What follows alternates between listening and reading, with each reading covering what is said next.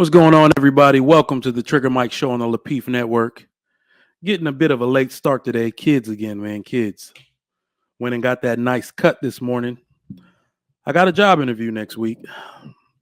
Might be going back to the corporate world. Might be going back. I left to work on my business. And my business is a self-automated business. I'm done checking reports in an hour. Every meeting I have lasts 15 minutes. And I'm done working by the time I'm here with y'all on the Trigger Mike Show. So more money to be made as always. But, it is what it is. Y'all can see I got the hair cut low. We've already talked about this. We've already talked about the length of hair. All right, required. Or the cleanest cut I can get, right? So told him to use the 5 guard. All right. Got the beard trimmed down, How do y'all think? What do I look? Or how do I look like? Rather, how do I look? Throw the suit over this, no sweat. I encourage, if you are a corporate, not everybody, but if you are a corporate style guy, if you do jobs, me personally, I'm in medical education. So, it is what it is. But for those of you, these people sought me out. They called me an old college. I'm sorry, not an old college colleague. The first woman that gave me my first job in collegiate education and higher education called me and said, well, first kind of sent me a bunch of emails to apply for something. And I'd already applied for that institution before. So I had a quick apply button. So I did that. That lady called me right away. Was like, we want to interview you, blah, blah, blah. All right. So the reason why you interview for jobs like that is not just to see if this is a piece of advice for y'all. When you get to the stage of my career that I'm in, where you've done some things, you've managed some things, you've been a director in certain departments, all that type of stuff, it is no longer about you being right for the job. If you got it like that, you have to make sure the job is right for you. All right. That's why I wanted an interview. She seems very eager to give me the job, but I want a panel. I want an entire panel because I have questions for everybody in every other department because this job is hard. It's a step up from the job I just left. And some of these companies be on some bullshit. All right. Every job is not worth it. This is why people really shouldn't celebrate anymore the I got the job post. I haven't done that in like 10 years. Every job isn't for you. No matter how much money they talking, it may not be worth the trouble. You may want to stay where you're at. If you don't need anything right away, stay where you're at and make sure the job is right for you. They're not going to drive me crazy, all right? My last job had me in front of the computer as a director. They just kept adding things. I was creating a department for them. Just kept adding things to my job description like I ain't had no life. All right. So my word of advice for you is make sure the job is right for you. You don't got to accept every job. I told her, yeah, I'll interview. She seems very eager to give it to me. But I got questions. Who's doing this? What department is this going to? How many years do y'all have to y'all next accreditation visit? I know all of the questions to ask. All right. But welcome. In addition to those festivities, getting my haircut, my daughter got sick. Okay, I got a problem now because y'all saw this with my son. My daughter got sick at school and now she's home. You know what it is working from home? Because people in the chat, they like calling me a stay-at-home dad. I ain't no damn stay-at-home dad. I work. But if you are the stay-at-home parent, my wife riding easy street. If you are the stay-at-home parent, you the one closest to the school.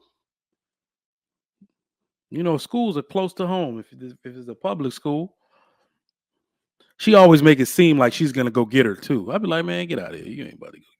She was like, the school called me. I'm like, be quiet. You ain't gonna go get her. You calling me to go get her. Damn, the parent that works from home is always the home parent. God damn. She ain't sick. She's not sick. They better stop this. That girl is chilling out, eating popcorn. She might pop in here. I told her not to, but she's chilling. She about to take a nap. But anyway, welcome. Welcome to the Trigger Mike Show. We got a topic for you today. Greetings and thanks for y'all. I want to see everybody on this panel. This is not going to be a long monologue. I'm about to drop the link. I want to see everybody on this panel today because I want to know if you got whooped. I want to know if you spank your kids. I want to know if you don't. I want to know what it did for you, what you think the implications in your life are, positive or negative. This is a good topic. So greetings and thanks to everybody. Salute to the viewers nationwide. It is Casual Friday on the Trigger Mike Show. Make sure you hit that like button. We got 70 people in here, only 25 likes. I need those right up to 40. Right up to 40 likes right now. Hit that like button. Get those likes up all the way to 40 likes right now. I appreciate each and every one of you for your patronage coming through, but we got to get those likes up right now. These likes are disrespectful. All right. Also, what I need for you to do, because we have something iffy going on with the notifications, YouTube isn't really notifying as well as they should that we're live. Go ahead and share this out to anybody that might want to watch the show as well. Share this out to them. Let them know you're watching the Trigger Mike Show right now. As a matter of fact, we the only people on, at least the people I'm subscribed to. So yeah. We about to get into it. This is about to be a really good topic for y'all to get into on a good old Friday afternoon. Welcome. Shout out to the sponsor, Tiege Hanley, as well. All right. 30% off along with a free gift. The link is in the description if you would like to get your skincare routine taken care of. Men's skincare, women's skincare is paramount. You know, that industry is booming, but people make stuff that works now, just not stuff that might work. So you keep buying it. People make stuff that works now, and this product works. So check that out. It is a good old payday. If you would like to support the show, you may do so in the form of super chat. We always appreciate super chats, especially on payday. It is good old payday Friday. And if you are watching after the broadcast is over, you can show your support by sending us super thanks. All right. So if you like anything I say, anything of the panelists, anything that they say, and you want to support the show just to support your people and the network in general, you can send a super thanks after the show is over. And I appreciate you for that.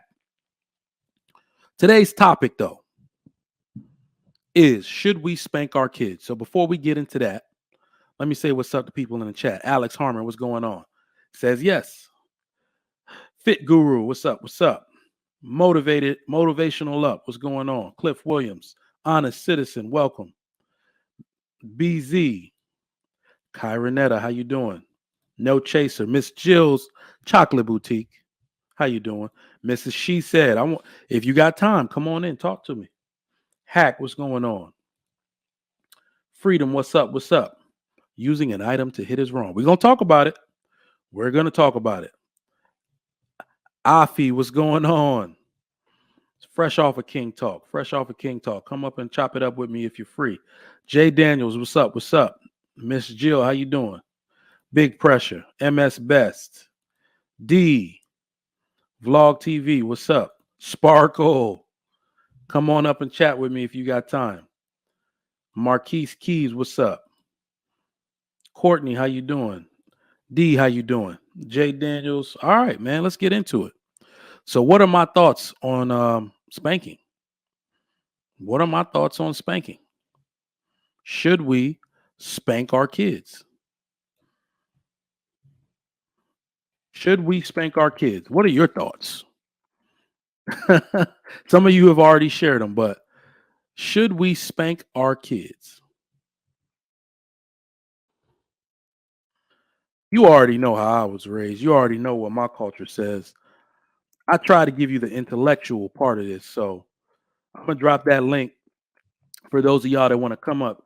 Give me about 15 minutes because I know y'all want to say something on this. This has implications the world over. Rarely do we talk about anything that everybody could participate on.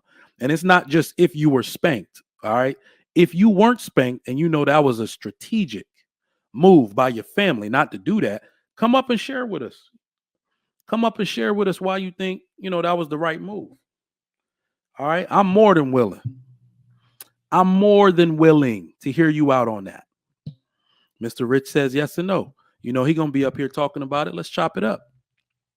So, how many of you, by show of ones in the chat, how many of you were whooped as a child or even as a teenager?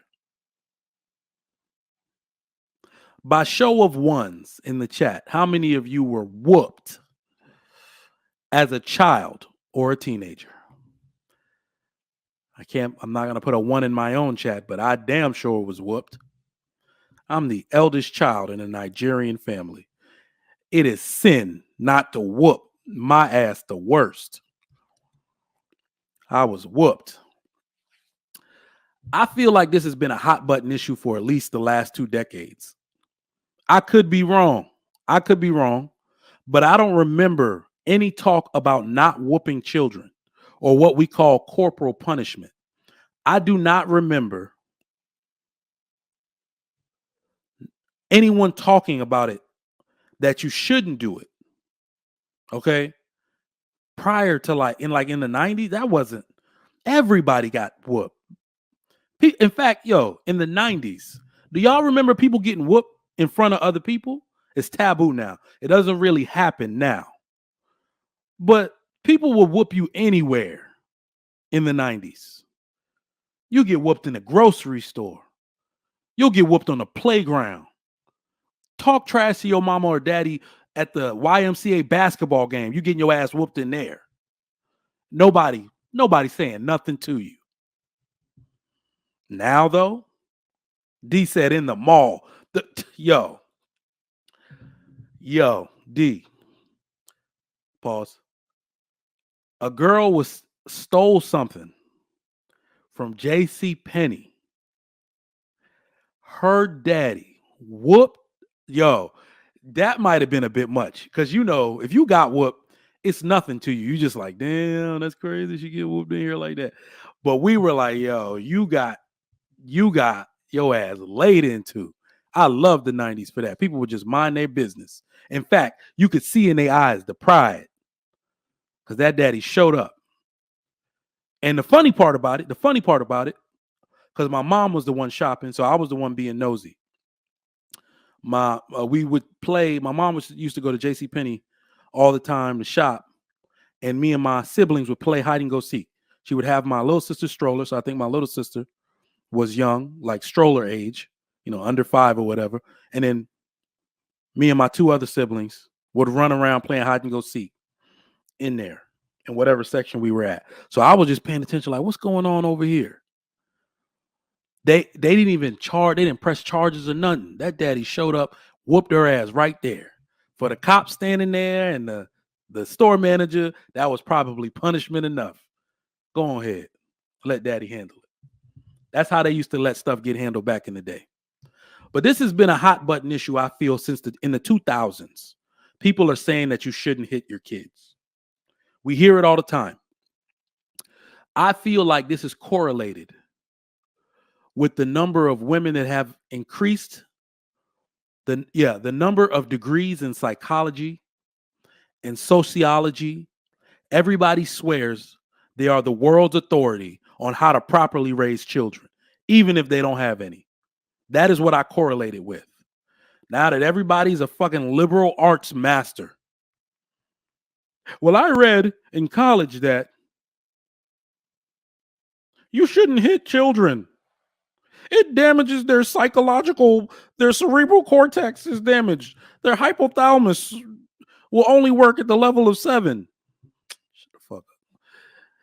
All right. So I think as more people increased getting those type of degrees, we started getting all these problems of people threatening to yell abuse if you spank your child in the grocery store.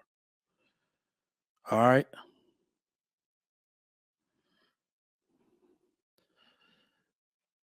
Many child psychologists and social psychologists say that corporal punishment is outdated. They say it's outdated. We should no longer do it and we should seek other methods. I have a bit of a disagreement with that, but I'll push further. Here's my take on this ultimately. And I'm gonna drop the link again. I want to talk with y'all today. Make sure you cam up, and let's talk about it. 114 people in the chat right now. I need those likes up. Where am I at on the likes? Somebody shoot me a message. Where are we at on the likes right now? 37 likes? Disrespectful. 113 people in here, 37 likes. Get those likes all the way up to 60. I need 60 likes. Let's go. Come on, y'all. We're going to give y'all a show today. I need 60 likes. I need 60 likes right away. Let's go get those likes up. Get those likes up. We got a show for y'all today. I'm telling you. Get those likes all the way up. Y'all know y'all came through. Y'all are notorious for that. Coming through and not hitting the like button on the Trigger Mike show. Y'all know we get down to the dirty. We talk about things other people don't want to talk about. They don't want to get canceled. Forget that.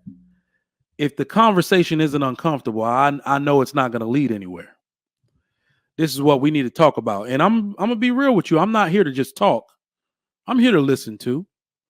I'm here to listen. Straight away.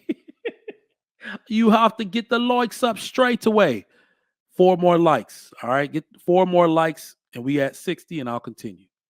Get those likes up. Get those likes up. Kenny says,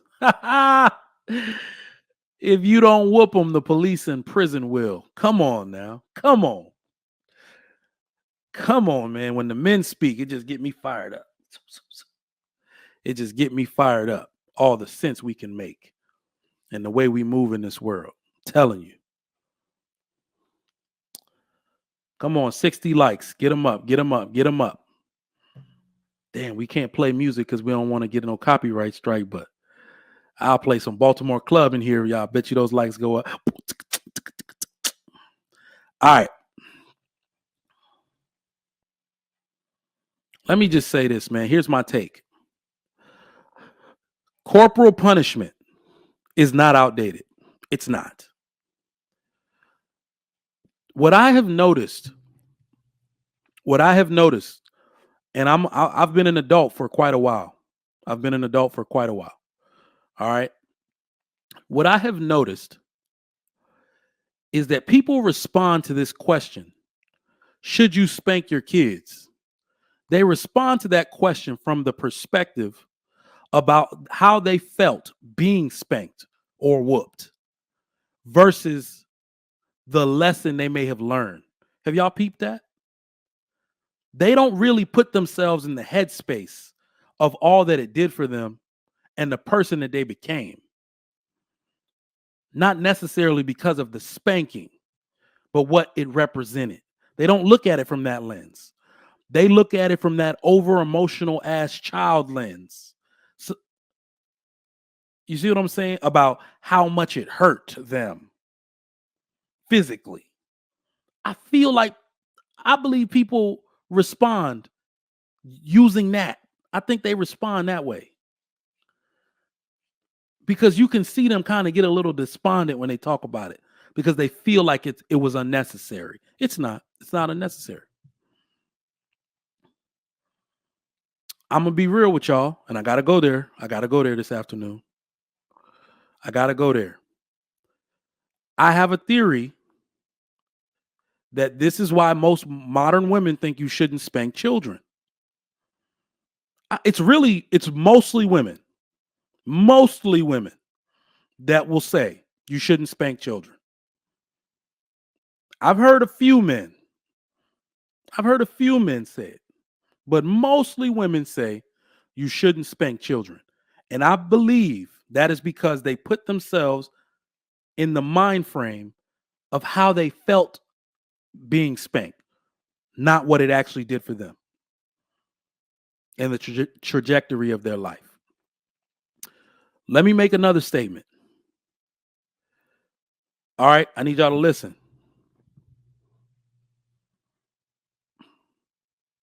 I need y'all to listen. There is no evidence that you can raise functional, respectful, remorseful, and emotionally intelligent children without corporal punishment. There's really no evidence.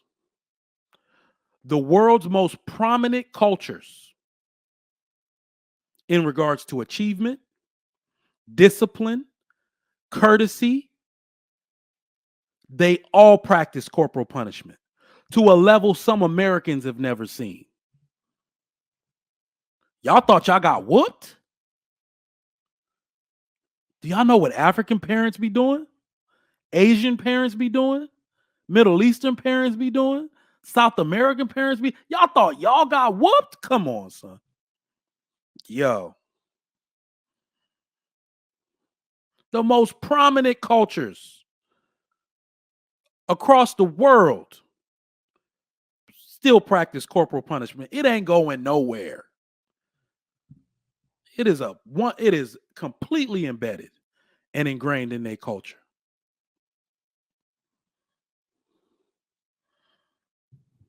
So, what I'm saying is, on a society-wide scale, there is no evidence that you can raise up an entire country of upstanding citizens without it. There's no evidence. Look at the United States of America if you need proof. Look at the United States of America if you need proof. The number one place on earth where they say, don't spank your children. We're calling the cops if you spank your children. Look at these children. Do you think anyone anywhere around the world thinks that we are doing a better job in America with our children than they do? Newsflash, no, they don't. No, the hell they don't. In fact, they actually cannot wait to get over here so their children can run circles around our children, because that's how much more disciplined their children are. They can't wait to whoop their kids in front of us. Y'all tripping. Let me say this. For those of you who are intellectual and want to take an intellectual approach to this, I can do that as well. It's not just about whoopings, right? I understand that there's a deeper, more intellectual conversation to have about the implications of corporal punishment. And I'm willing to have that as well. The link is dropped in the chat for those of you that want to come up and speak on this and have that conversation with me. The old school method of spanking children or whooping children or beating children, whatever you call it, that is outdated. Sure, I agree. I agree with that. All right. You shouldn't beat the hell out of your kids. That is abuse. And you know what I mean. Tie their hands up. You're upset. You're mad. Your eyes are red. You're drunk. And you're just wailing on your children. Nobody is saying that here. Nobody is saying that. Also, I believe there are other methods to make your children uncomfortable without physically hitting them. I think this is effective as well. I understand that. I see y'all in the back. I'll bring y'all up in a second. I advise that you use those methods too. Just don't be wailing on your kids. You got other methods to make them uncomfortable and get your point across. So I understand that from an intellectual standpoint. I do believe, actually, that it is unintelligent to solely beat your kids as punishment for all their bad behaviors. I believe that too. That's why I think there is a negative undertone about spanking kids. Because when you do it in the abusive manner, of course we don't agree with it. But there is a method to it, a masterful method. But I'm gonna bring the panel up because I got questions.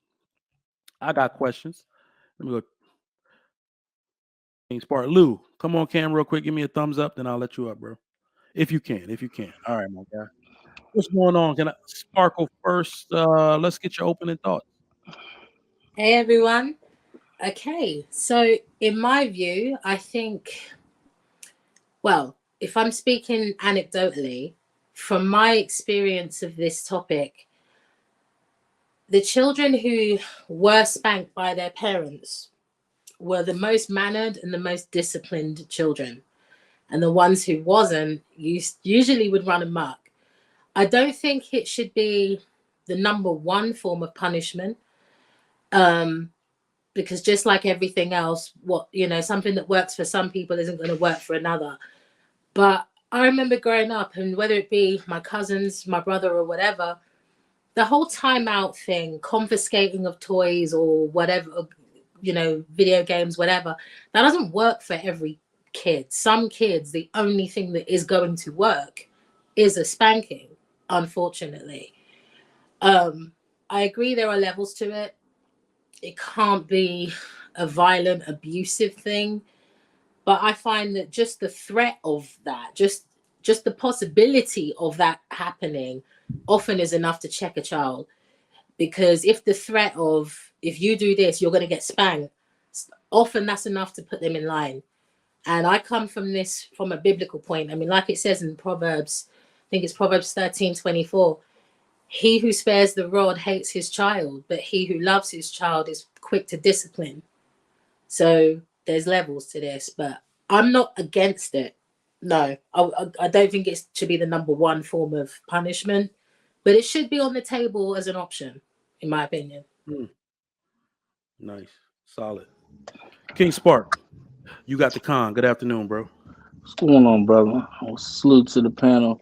I feel real strongly about this subject right here, and I'm gonna tell you like this: under no circumstances should you hit a child.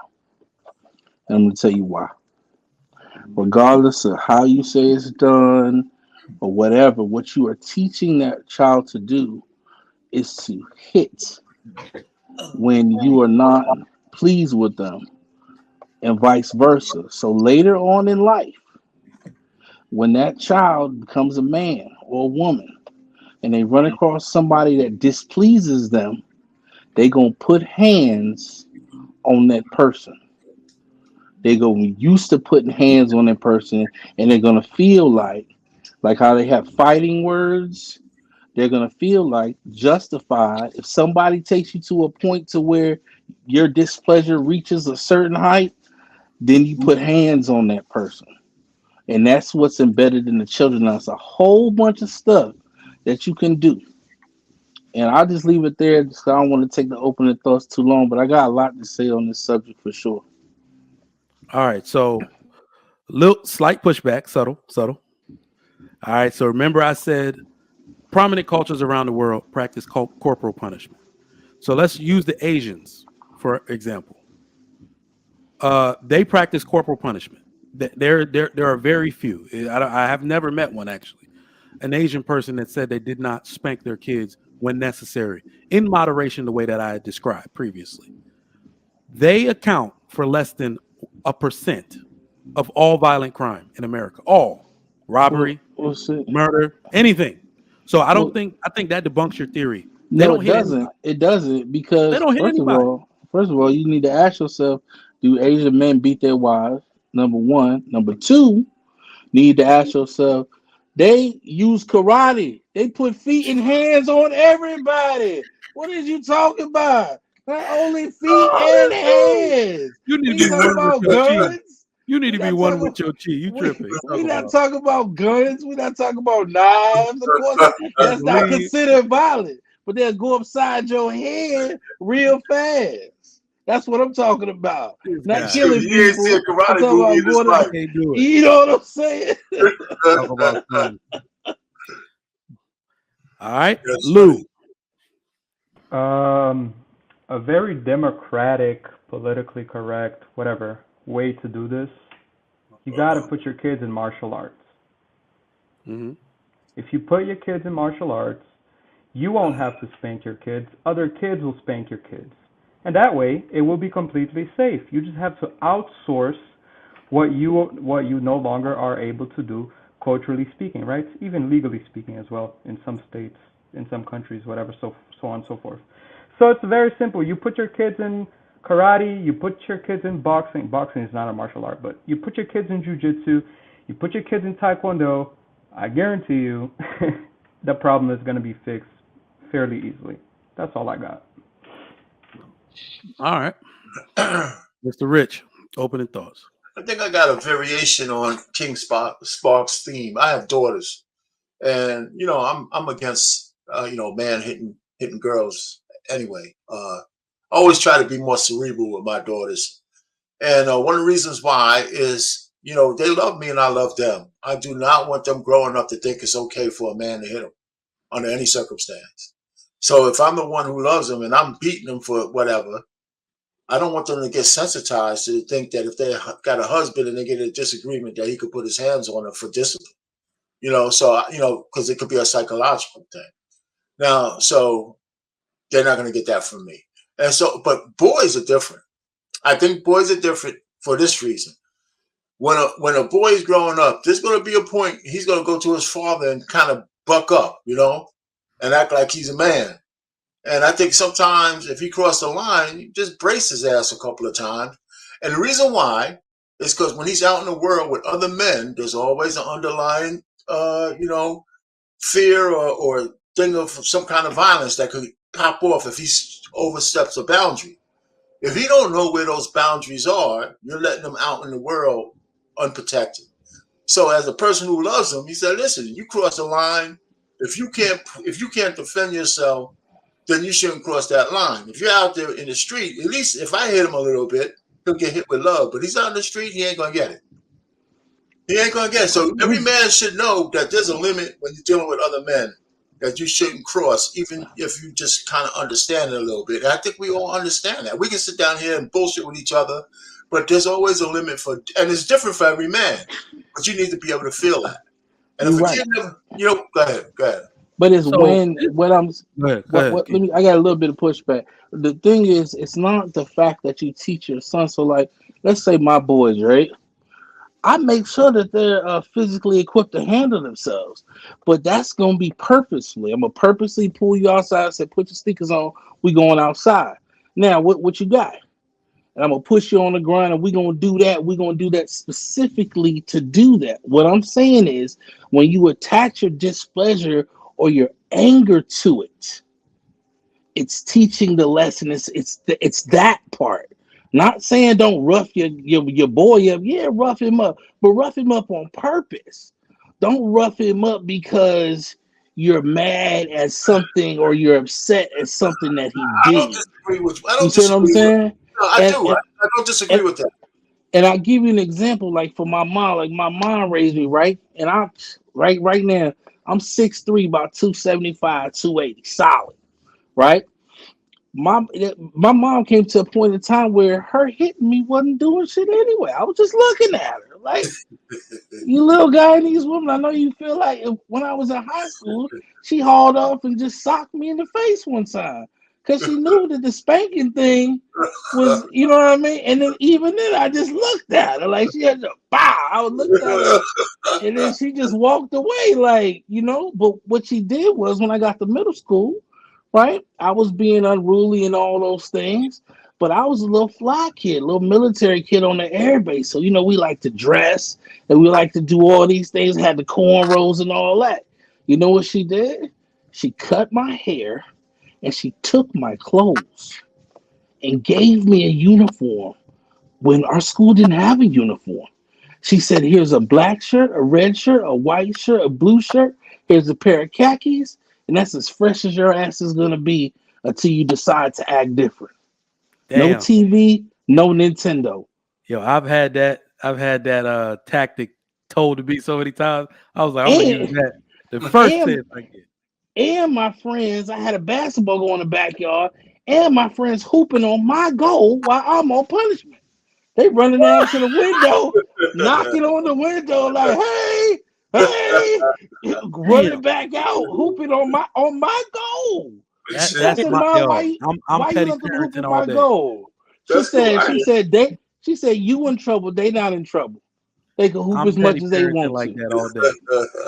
I hear I'm you. petty I hear parenting all you. day. I hear you. I'm down for that. I'm down for that. Yeah. So I've heard about that. I'm petty parenting like that. I'm gonna take your PlayStation, put it in my room, play it, put myself on Twitch, and live stream it in their room. Like, damn, this is dope.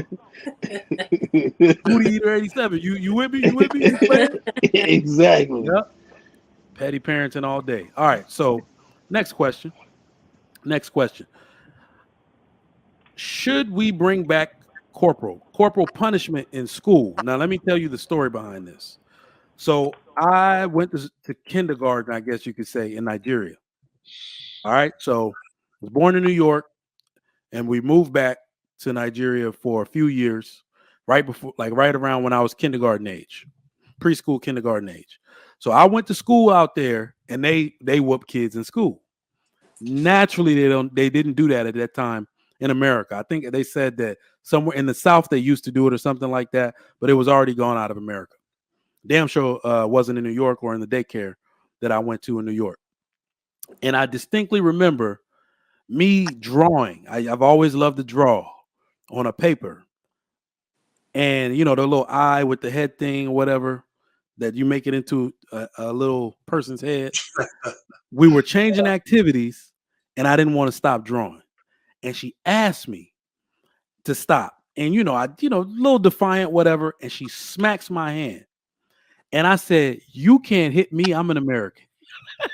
I remember it like it was night and day. All The right. lady's like, "What? Oh, hey, you gotta know African women, right? Make all these sounds like." So she leaves out of the classroom, and you messed up when all the kids turn around and look at you like, "Oh, you done messed up now." I didn't know what the hell she left out of classroom for, but guess who she went to go get? The headmaster. That lady dragged me out the classroom, and when they punish someone this way, the whole school got to come watch. That's how they keep everybody in line. Oh man. Oh, This lady put me on my knees. I had to put my hands up and get spanked in front of the whole school. And I main said it again too. humiliation. I said it again in front of the whole school. You can't spank me. I'm an American. That lady whooped my ass. Okay. That lady whooped my ass. My mom pretended to be mad. And you know how my dad was, Nigerian man, like, "Oh, what do you do?" Well, shit. That's how we do out here. He'll know better next time. You know what I mean? Essentially, that's what he said. So, what do y'all think? Because I'm not gonna play the video again. I played it earlier. In fact, let me see if I can even find the video real quick. Was that the story you were trying to tell us to get us started? That one there? First of all, I hope she had a G string on, but The still. algorithm is firing right now, like cheeks, cheeks, cheeks, cheeks. She had the cheeks going though. God, man. Oh man. Listen, she's married too.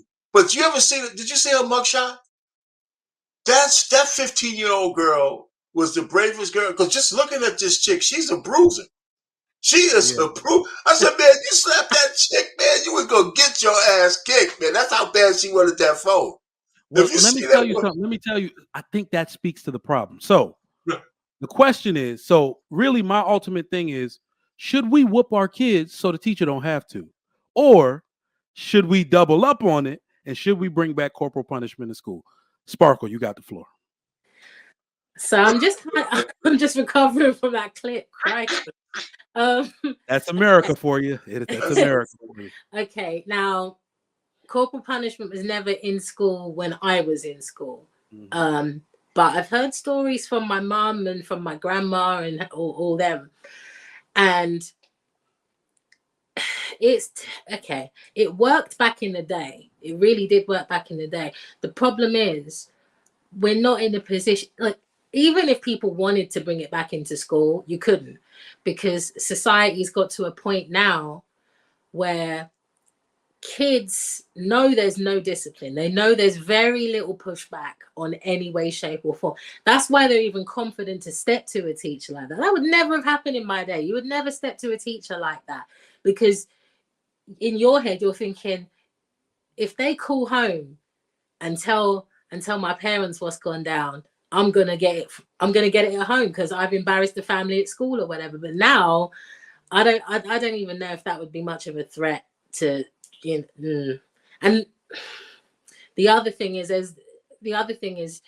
the fact that now teachers are now telling kids that you can change your identity, you can change your name, you can do whatever you like here, and we won't tell the parents, makes that a gray area for me, because if stuff can be done and told in school that isn't told to the parents, I wouldn't want that to even be an option in school, because they could be beating the crap out of your kids, and who's ever going to feed it back? Unless someone's filming it on a phone like we see there, that might not get seen. No, I don't think that would work. But to answer your question just then, Mike, about should you do it to prevent it from happening there, or to prevent the teachers doing it? Some kids, like I said before, some kids will only respond to that kind of punishment. I've seen kids where the parents have tried everything, even sending them off to boot camps, and it hasn't done anything. So for the rare exception, yeah, you might need to beat your kid before the school has to, but yeah. So I'm still in shock by that clip. She's just lucky she had braids in, otherwise a weave would have got popped off and it would have been up cheeks and bald head and the whole nine on show. It would have been a mess. My mic is mute. Yeah, I don't agree with it. It ain't gonna work. It wouldn't work anyway, not in today's day and age. Cause you hit somebody's child, and they're gonna be a lot of hitting going on up there at the school. Everybody gonna be fighting. It's gonna be a whole situation. So it's definitely not gonna work. But you know what I do believe in too. Now people gonna say this is inhumane, but I say if them little bastards don't want to cooperate, starve them out a little bit.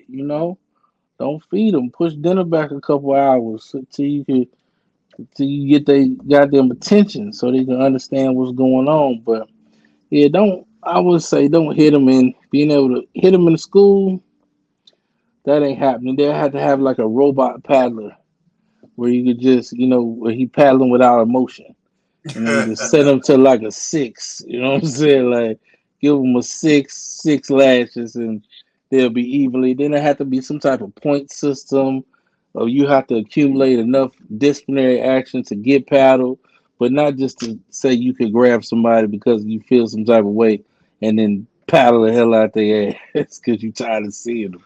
I don't think that's gonna work. But y'all go ahead. That's all I got. Who you got next? I'm waiting for Pain. I'm waiting for Pain. Pain, go first because that was your. All right. I think it's you, Rich. Yeah. Right, I got it. Hey, listen.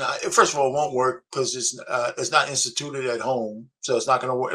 If we don't do it at home, you can't do it at school. And we see some of what's happening with society. When my kids were in grammar school, we had to sign like a waiver. But I had never had to worry about it. But they asked us, could they do that? So we had to sign something. But that was like years ago. But it just won't work. I just think that there should be some kind of point system. You just kick the fucking bastards out. Excuse me. You should kick them out of school. Kick them out of school. That's what I'm saying. Now listen, if it ever gets to that, if you can't hit them, you can't discipline them. Even like King Spark, you can't starve them because there's a whole bunch of people who say you can't do that. Right? You can't do anything with these little bastards, man. So one of the things I used to think about, if one of my kids told me, yeah, I'll get, DIFUS or whatever those services on, I said, if you say that to me again, I'll call them up and let them take your ass and let the pedophiles and everybody do what they have with you, and you'll be begging to come back. So just shut up. So you don't threaten me with that. So the whole bottom line is, society in the West has made it almost impossible to hold anybody accountable for anything except black men when you want to throw them in jail. That's it. Almost everybody is a free for all out there. And let me get a thumbs up. And think about how society is so scared about kids. How many kids at 10 years old are being charged with adults with crimes? Damn. And it's fact. They do something stupid, they want to charge them as adults. That's crazy. They had like a underage kid they wanted to put to death in a death penalty. That's crazy. So it's done, man. So I know the Roman Empire, we're living in, so we can't really see it. But Nero's somewhere fiddling like his ass off, and there's fires everywhere. Damn. That's what I'm thinking. That's Lou, did you get to go on this, Lou? Yeah, I'll go. This question is the same question of small government and big government, right? Because you can't say that so my answer is no, by the way, because you can't say that you don't want the government teaching your kids certain things and then at the same time tell the government you can now allow corporal punishment at the schools, because we know most schools are funded by the states. And earlier, when I tried to give a solution to the issue, which is martial arts, and people said that that has nothing to do with anything, well, let me try to give another solution then. Let's try the military, because what we're really talking about here is how can we discipline our kids and get away with it ethically? And we are getting to a point where the parents are not being able to get away with it ethically because the parents are no longer able to directly do anything without the government saying something. So all I'm trying to do here is to give outsourced solutions. One is martial arts, another can be the military. And I know that seems kind of contradicting, but the reason why I say the military is because kids need to understand what physical violence is, and they need to understand it from a young age so that they don't try to use it against others. I think that's important. We try to shelter our kids from corporal punishments or physical violence in a controlled environment, and that's bad, in my opinion. So maybe we should implement a situation where kids should go to military school for at least 2 years, or something of the sort, where in a controlled environment they have the ability to be more physical without the parents being blamed directly for actually doing something that is good for their kids. So I don't know. Am I making sense here? Because but surely the question, Lou, isn't about punishing them ethically. It's more the question of how do you discipline effectively. Surely, but you are coming to a point where you're not being able to discipline your kids at all, right? Like we're making comments about should the school do it. That really means should the government do it. And we're making comments about we can't do anything to these little rascals anymore and this and that. We're getting to the point where we need to start being a little bit more strategic on how we discipline the kids. Because the kids can call CPS, the kids can complain at school, the kids can lie on you, the kids can be trifling, the kids can go against you. So all I'm saying is maybe we need to look at alternatives. Yeah, there was a time know how to parent better. So let's put it all in the kids and let's parents man up. Parents man up, put your boots on and grow some. Women too. That you can. It's a simple, like King Spark said. He still got in trouble later on in his life. See, I heard your story. You know what I'm saying? There's a point where the moms can't go further, and usually that's when the boy is coming of age, possibly around 8, 9, 10. Then we can consider doing other extracurricular activities for them, like Louis' suggestion. You cannot put a little 2-year-old in military. We know that they're terrible too, but we can't do it. All right. So in those kids start martial arts at 3, 4 years old. I mean, okay, the first 4 to 5 years is when the child is developing. So if you're not there being active in that and establishing who you are, you will lose your child's attention. You will lose your child's respect. And the fact that a lot of parents, we can't blame the kids, this and that. We're putting these tablets in their hand. We're not letting them go outside. We're letting them not develop their mind. You know what I'm saying? And interact with other children. So you've got to get off the tablet. You have to really interact with other children to say, oh, hitting, that's where they're even taking stuff that don't belong to them. They don't want to share their stuff. And that's when you have to talk to them. That's when they're actually being physical with other people, not the parent beating them. Actually, when they don't want to share and they're beating other children, saying, don't touch my Legos, that's when you have to step in and say, That's not right. We don't hit. But see, wife school, what you're saying there is that parents need to reassert authority. The thing is, children and teens especially don't respect authority unless it's coming from an outside source like the police or something like that. But they will disrespect the teachers, they will disrespect their parents. So how do you instill that level of They don't discipline, respect the police either. authority to parents and so on? Because that's You the just have to establish it. Now I can go over to you right now, not to be disrespectful, Miss Yeah. Sparkle, and go smack you in your face. Now you're Mhm. gonna come back at me, or am I establishing my authority over you? Like you ain't gonna do nothing. I see what you're saying. You know what I'm saying? So Yeah. we're not gonna do it like King Spark said, out of anger. We're not going to do that because we're just fed up. Sometimes you do have to walk away from the situation because you don't want to beat your child out of anger, but you do have to establish your authority. The police establish their authority. The teachers establish their authority. You know what I'm saying? But it's our job to get the kids ready as citizens to participate in society, but not as disrespectful tyrants. Now, can we control everybody Yeah. and make all the children abide by the rules? No. It's not going to happen. But you, as the parent, the person that birthed this child, man and woman that brought this child into the world, it is up to you guys to establish that. One is the woman definitely needs the backup of the man, and the man definitely has to put that authority in that, kind of fear. Not like anger fear, but like that fear, like I'm your dad, and I will, how they said back in the day, I brought you in this world, I'll take you out. That type of thing. You know what I'm saying? We got to put that in there. A healthy fear. Yeah. Yeah. and don't discard your children. Let them know why you're disciplining them. And then come back and have that positive reinforcement. I love you.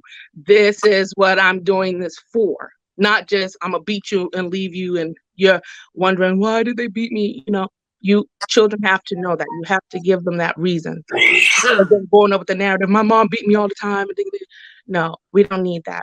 So it's a balance on both ends that we have to, put for our children, and also a balance that we have to put for ourselves and unlearn probably the abusive aspect of parenting that we learned from our parents, but actually do establish authority and give positive reinforcements by letting our children know why we're doing it. Now, that's exactly what Mike was saying earlier when he was saying that there's a difference between abuse and discipline, and people need to master that line quite carefully, because there are some parents, if we're going to be honest, who have lost control, gone too far, gone too hard, too violent with this.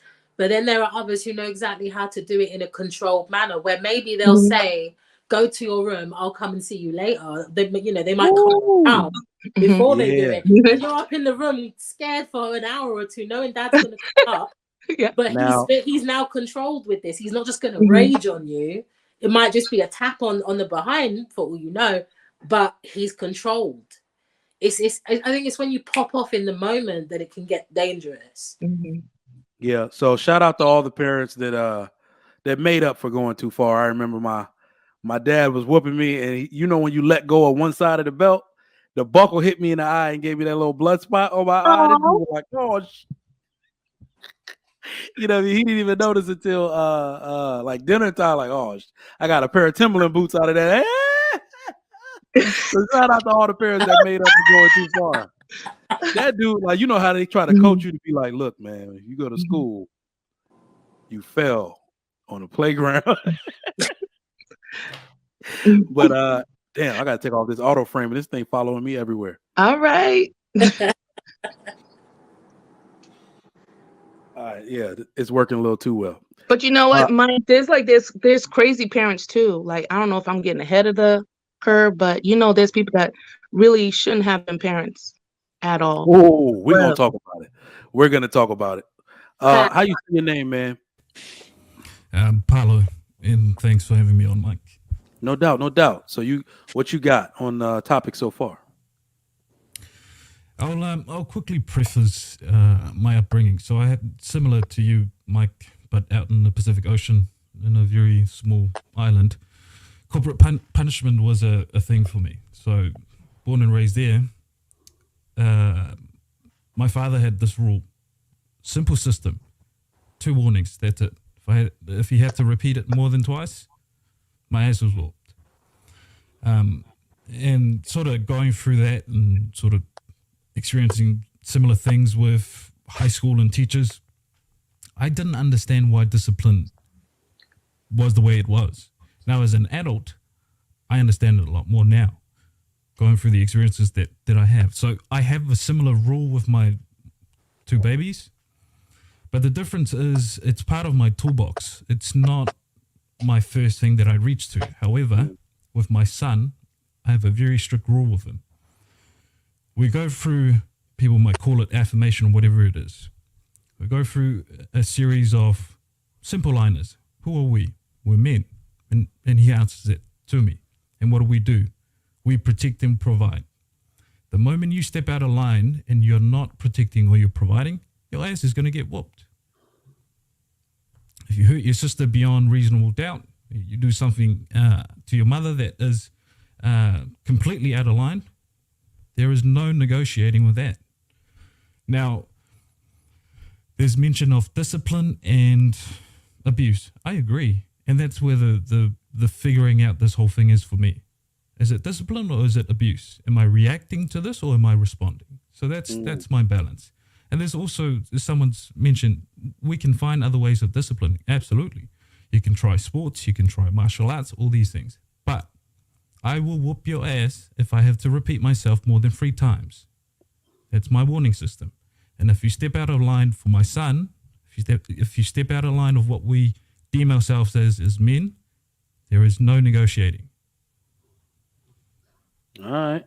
I'm down with that. So there's like a meter. So I think Wife School was about to touch on this a little bit, where there's a meter you're supposed to have, and you're supposed to have a very, very good understanding of why you're about to take the action that you take.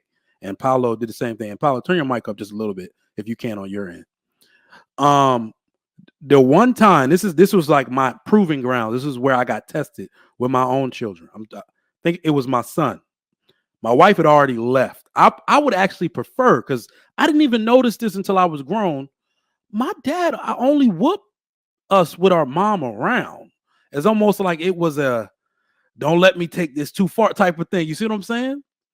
And my wife had already gone for the day. I've been taking them to school. She's out early, like 6 a.m. So it was like 7 a.m. I go upstairs to get them some socks. Somebody, I don't know, remember who, left out the blue paint or blue hair dye that I put in their hair for Crazy Hair Day. This boy sprayed up the wall by the stair. He sprays it. So naturally, I'm digging in the sock drawer. I come back less than 2 minutes later and just see that. Oh, on the credenza, spray up the wall, coming up the stairs, spray. I clenched I was so hot that I said I couldn't spank him. I said, I can't even do it. Let's just go. I took it, I put it down and got him in the car. I said, I can't. The way I feel right now, I can't put hands on you. I can't put hands on you. That was my moment to say, all right, you better chill. Because you already know when that feeling when you like, I'm about to that's what went through my body. So that's what I will say. Parents have to equally, if you're gonna perform, spank your children, you also have to have a good amount of restraint to know when you're not going to. And it was really, and I explained it to my wife later. I said, yeah, without you there, I didn't want to do it. I didn't want to do it. He was young too, like 3 years old. I was like, I don't want to spank him. I don't want to take it too far. So I feel like that's also very necessary. So I got another question for y'all. In fact, let me read these super chats. Thank y'all for coming through to the Trigger Mike Show on the Lapeef Network. We got 175 people in here, 101 likes. Let's get that up to 130 right now. We appreciate your patronage for coming through. LaShawn says $2. Nigeria, that's what I went through. LOL. Yep. It's real out there. LaShawn, $2. Trigger Mike, you're correct based on study. Advanced Perception, $5. People champion gentle parenting, saying discipline is no different than slavery. Spanking is necessary when the crime fits the punishment. I agree. Fred Sir Samson Mayo, $5. Spank them because life will do worse to them to prove there are consequences for their actions. Fact. I don't know how to say this. Put the correct pronunciation, but we always thank you for your support. $5. Not creating the healthy fear of parents by whooping is one of the reasons why children are out of order these days. Spare the rod, spoil the child. We agree. We tend to agree on this show. So thank y'all for coming through with those super chats. Let me get the next question. We're gonna start with wife school on this one. There we go. Banners. All right. Why do so many kids lack discipline in the Western society? Everywhere could say they got it bad. We got it the worst. Okay. It's on TikTok. It's on TikTok for the world to see how bad we are. It's on Instagram for the world to see how bad we are. You got the floor. Go ahead. I believe that so many kids lack discipline is based on what we've heard circulating all around, the internet, where moms are raising the children. There's no dads in the home. They're entitled because we give them that sense of entitlement. Also, the school gives them the sense of entitlement. Nobody loses. It's a Me Too thing. No, you know what I'm saying? So it's just this whole big freaking blob of everything that the kids have at the palm of their hands, and we're just seeing it just implode right in front of us. And we're behind. Our children are behind in schools. Like, we have the worst school. It's just really, really, really bad. And so our society kind of co-signs it, and it's just continuing to go down and trickle down to the next generation and next generation. And it's just really unfortunate, to the point where you feel like you can't even rein it in and discipline your child. Like, that's absurd. So it's just a whole bunch of things that are impacting the children. All right. Paolo, you're up. Why do so many kids lack discipline in a Western society? Do you currently live in the West? I do, but I'm tuning in from New Zealand. Okay. Look, I personally think we have a lot of overgrown children as parents who haven't really sat down and looked back at their upbringing to look at why they were disciplined in a certain way. I work in construction for the last 10 plus years, and I have access to a lot of men who we have these conversations. And what seems to be the common thread in a lot of these discussions when it comes down to it is that, but I don't want to expose my kids to what my parents did to me. And I always go back with the question is, why? Have you actually figured out why that was the system that your parents put you through? Forget about the abuse or discipline, whatever. Have you actually figured out what were the messages that your parents were trying to convey to you?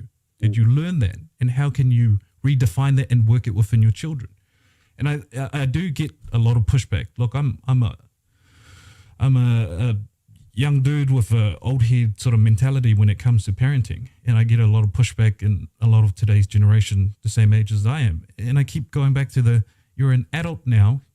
At some point, you have to put your big boy pants on and figure this shit out. Because as much as we're differing from UK, United States, or wherever it is, we are seeing children out in the streets doing things that we've never thought to do ourselves when we were growing up in the eras that we did. We have a big epidemic here where the youngest criminal that goes out and ram raid, we call him, is 9 years old.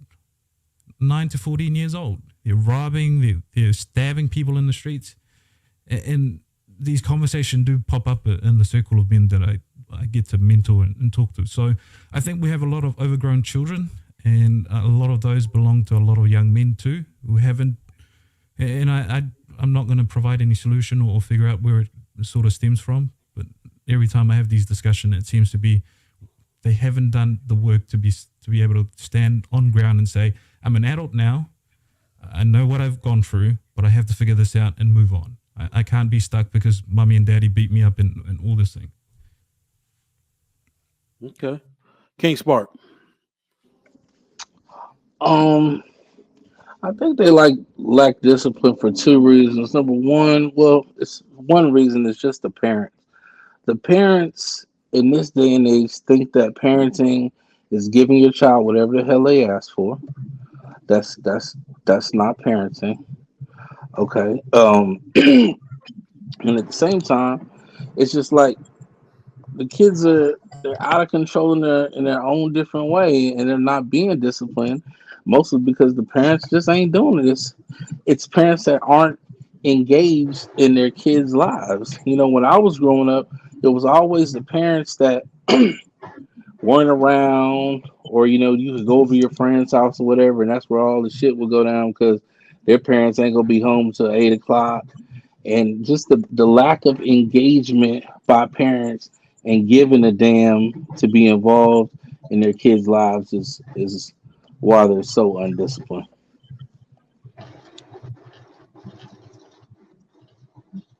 That's all I got. All right, Sparkle. Why do so many kids lack discipline in Western society from what you can clearly see from over there across the pond? I think, well, there's a multitude of reasons. I think one of them is, I hate to say this, no disrespect to anyone.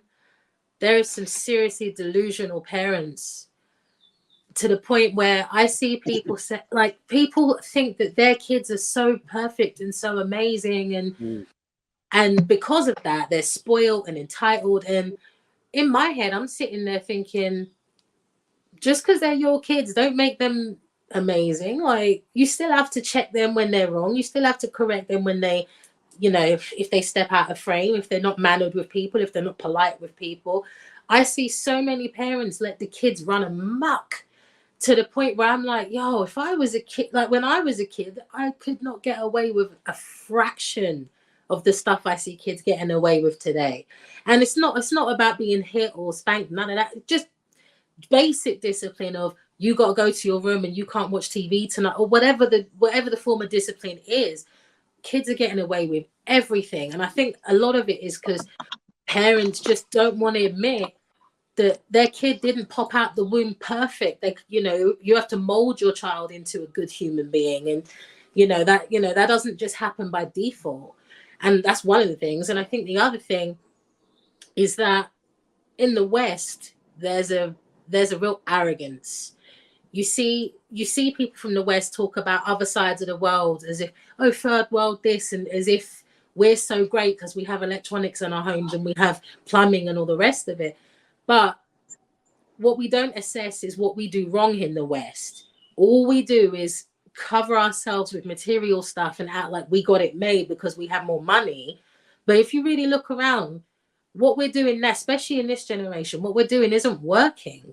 What was done before, okay, some of it was extreme with our parents and grandparents' generations, but the results were better. People had more manners. They were more polite. They were more, they were just better citizens, if you will. I mean, what I'm seeing around now, kids have absolutely no respect for for each other, for their families. I was raised to be, as a child, I was so aware that when I step out there, I'm a representative of my family. I have to act a certain way so they know I was raised right. If I just come out here and do whatever, how's that going to reflect on my family? Kids don't have that in their mind frame anymore. That's not even in their thought process. And I think it's because, like I said, the delusional parent thing and the arrogance of the West. That's my personal opinion. That's all I All got. right. JT, what's going on? What's going on, man? I'm in a bad area, so I might be going in and out. I apologize for that, but I'm gonna just keep it short. For the most part, the parents aren't there. It is a lack of parenting. It's a lack of parenting. And the parents that are physically there's no fathers in the home. The parents that are physically there nowadays, they just throw a tablet in the child's face. I don't see any teaching, any life lessons given out to parents by most parents nowadays. The child learns everything they know from that tablet or at school. When the child comes home from school, they immediately get back on the tablet, immediately get on the phone. YouTube is teaching these children in whatever apps and games they're playing. Um, I'll say contrary to what everybody else is gonna, they might judge me, but I think the whippings need to come back. The whippings need to come back. I grew up in an age where I was whooped and punished. So after I got a whipping, the game got took right after that. It wasn't no either the game or a whipping or just taking the game from. No, I got to see both sides of that, and it wasn't took for just one day. It was a while to the point where I really didn't get my stuff back until I begged for it back. If I didn't say nothing, I never got it back. So I think we need to bring those whippings back. Now I will say every parent should not be a parent that whoops. I don't believe in that. Some people just aren't mentally there to be taking that type of action toward their child, and some people, like y'all were saying earlier, will take it too far. Some people don't know how to control themselves, and that's when it becomes abuse. Some people like to use weapons, is what they are. Let's just call it what it is. If it's not a belt, and if it's something or belt or a switch, I mean, I've heard of people using extension cords, all type of pa- uh, anything you can name. They just picking it up and hitting these kids with. I don't believe in that. Um, I would say the biggest thing that I don't think anybody has said yet is society. I mean, kids learn from what they see more than from what you tell them, and they're looking at the world just as clear as we're looking at it, if not clear. And they see all these adults around here that are misbehaving, all these adults that aren't being held accountable for the things that they do, and they're just following in their footsteps. How can you tell your child to do better if you ain't doing better in your own household? How are you gonna try to discipline your child if, as a grown woman or man, you out in the streets fighting and your child in the car? Are you yelling and arguing with somebody at the store that you don't even know because they jumped the line or something? Just anything. Kids pay attention to everything that's going on. So by looking at what society has going on, kids are gonna just naturally follow. And how are you gonna tell your child to do better when you're not doing it yourself? My mic is muted. All right. Hidden gems. What's going on, bro? What's up, my boy? Can you hear me? Yeah. You coming in clear? All right. I got a few things to say, man. The guy that spoke before me, JT, he was right. Mhm. There's not a lot of parenting right now. There's a lot of parents around, but there's not a lot of fathering. There's not a lot of mothering. A lot of it in my idea, a lot of it comes from explanations. All right. The difference between discipline or a whooping and someone just hitting you out of anger usually is an explanation of why. A lot of kids, I think all kids are teachable, okay, through action, through conversation, whatever. But if there's no, think of all, like I have uncles, they used to talk about how they got whooped by their fathers, and their fathers never said why. So they're left to wonder, why is he hitting me? Why exactly is he angry? You know, I did this, but little white boy Jimmy did it too, and his parents didn't do anything. Why am I getting hit? And a lot of it is explanation. There's no explaining. One of the things I caught on to Kevin Samuels early with was, I think it was a video where he said things your father should have taught you. A lot of mothers aren't teaching nowadays. They don't tell you the importance of brushing your teeth until you've got cavities out your ass, and now you're losing teeth. Mothers don't teach daughters what's important at a young age, the real important things. And so what happens when they become young adults or adults, and now they're left wondering, well, why am I not desirable? Why am I getting the same outcome as so and so? And so a lot of it is teaching. Now, as far as discipline, funny thing is, I'm in the parking lot at the school that I work at taking a break. Discipline wise, a lot of kids, they don't know discipline. All right. And a lot of parents are leaving it up to the teachers to do these explainings, or to make these explanations, these connections as to why this is bad and why this is wrong. Because like everybody said, they tend to go home and put a device in their face, right? Well, what is the device that they're watching really teaching them? Most of the young kids are watching cartoons. Yep. Cartoons do a piss poor job of explaining what's good and what's bad also. I mean, hell, look at how far cartoons have strayed away. Buzz Lightyear, the movie.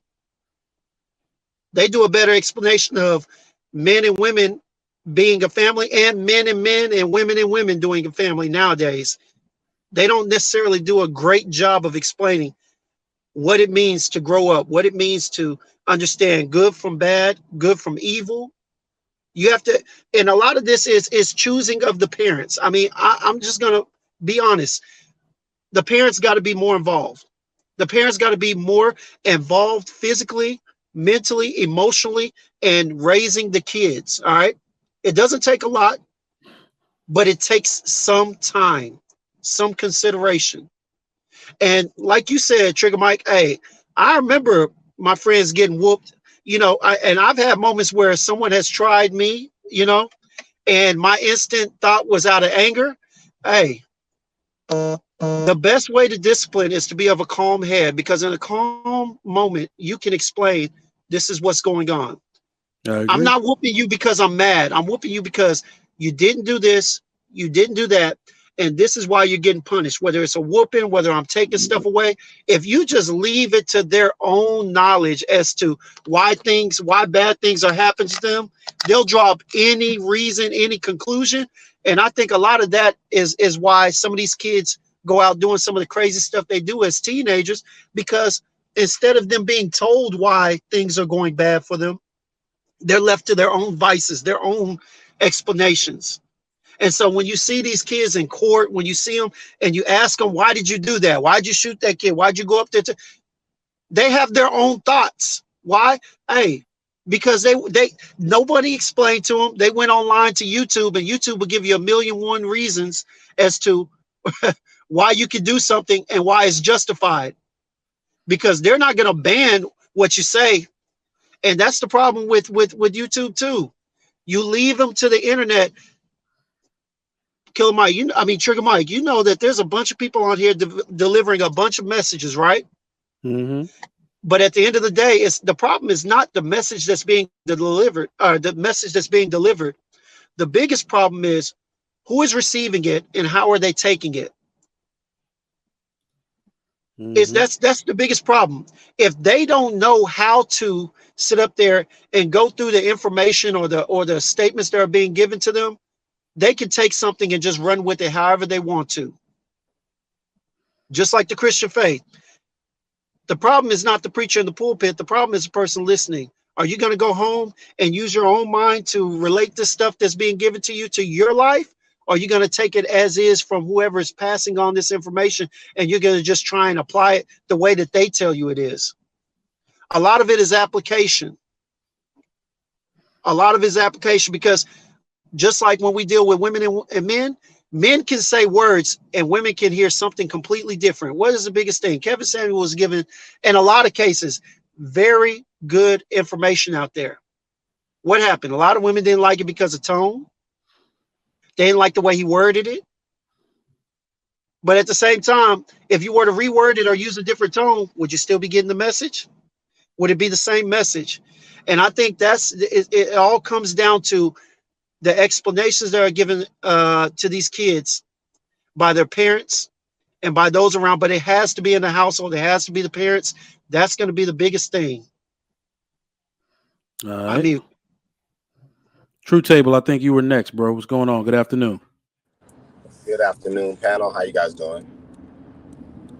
Oh, we straight, bro. Everybody good? No doubt. Great topic, as always. I have a different take on this. I would say my family was experts at discipline. My mother specifically, my father as well, but specifically discipline. But I'll say that most parents, I believe, need psychiatric evaluations prior to even having children. And I don't say that lightly. I truly mean that. A lot of people have the ability to create life, but they have no idea what it is to actually take a child from adolescent to teenager to adult, and they're looking at children as status symbols. A lot of people I've even heard in conversation, because I do a lot of listening, most people's life suck, right? And why I say that is that they're underachievers. They're not doing anything exceptional, but they can have children. People are going to fit in where they can. So if I suck in real life and I have kids and they're halfway cute. Oh, he was cooking, bro. Where'd he go? Damn, True Table, come back. Come back in. Oh man, we can't hear you now. True All right. Table, you're on mute. Can you hear me now? Can you hear me now? Yeah. You good now? Okay, sorry, I had a call coming in. Oh, She's that's gonna what have it to was. wait. She told me she's gonna call me She in is gonna 30 have to minutes, wait. so she's gonna have to wait. Anyway, You she's gonna see have to how wait. women interrupt discipline? You see how they interrupt You know, discipline? you tell me you'll call me at 1 o'clock. It's 12:31. I'm pretty sure everybody's clock is saying the same 12:31, 12:32. Anyway, but so this is what I kind of noticed is that people will find their position in life, and children just have been a catalyst of that. I've heard parents talk about it like parenting is a status thing. Like, I'm going to show you why my kid is better, or I'm going to show you why my children are cuter, or I'm going to show you why I'm a good person. And I'm going to go ahead and try to channel that through the fact that I created life. What they don't take into account is that those kids are going to grow older. And they don't take into account that there is a societal, expectation that you as an individual are supposed to be a decent person. So discipline should be tailored to the child.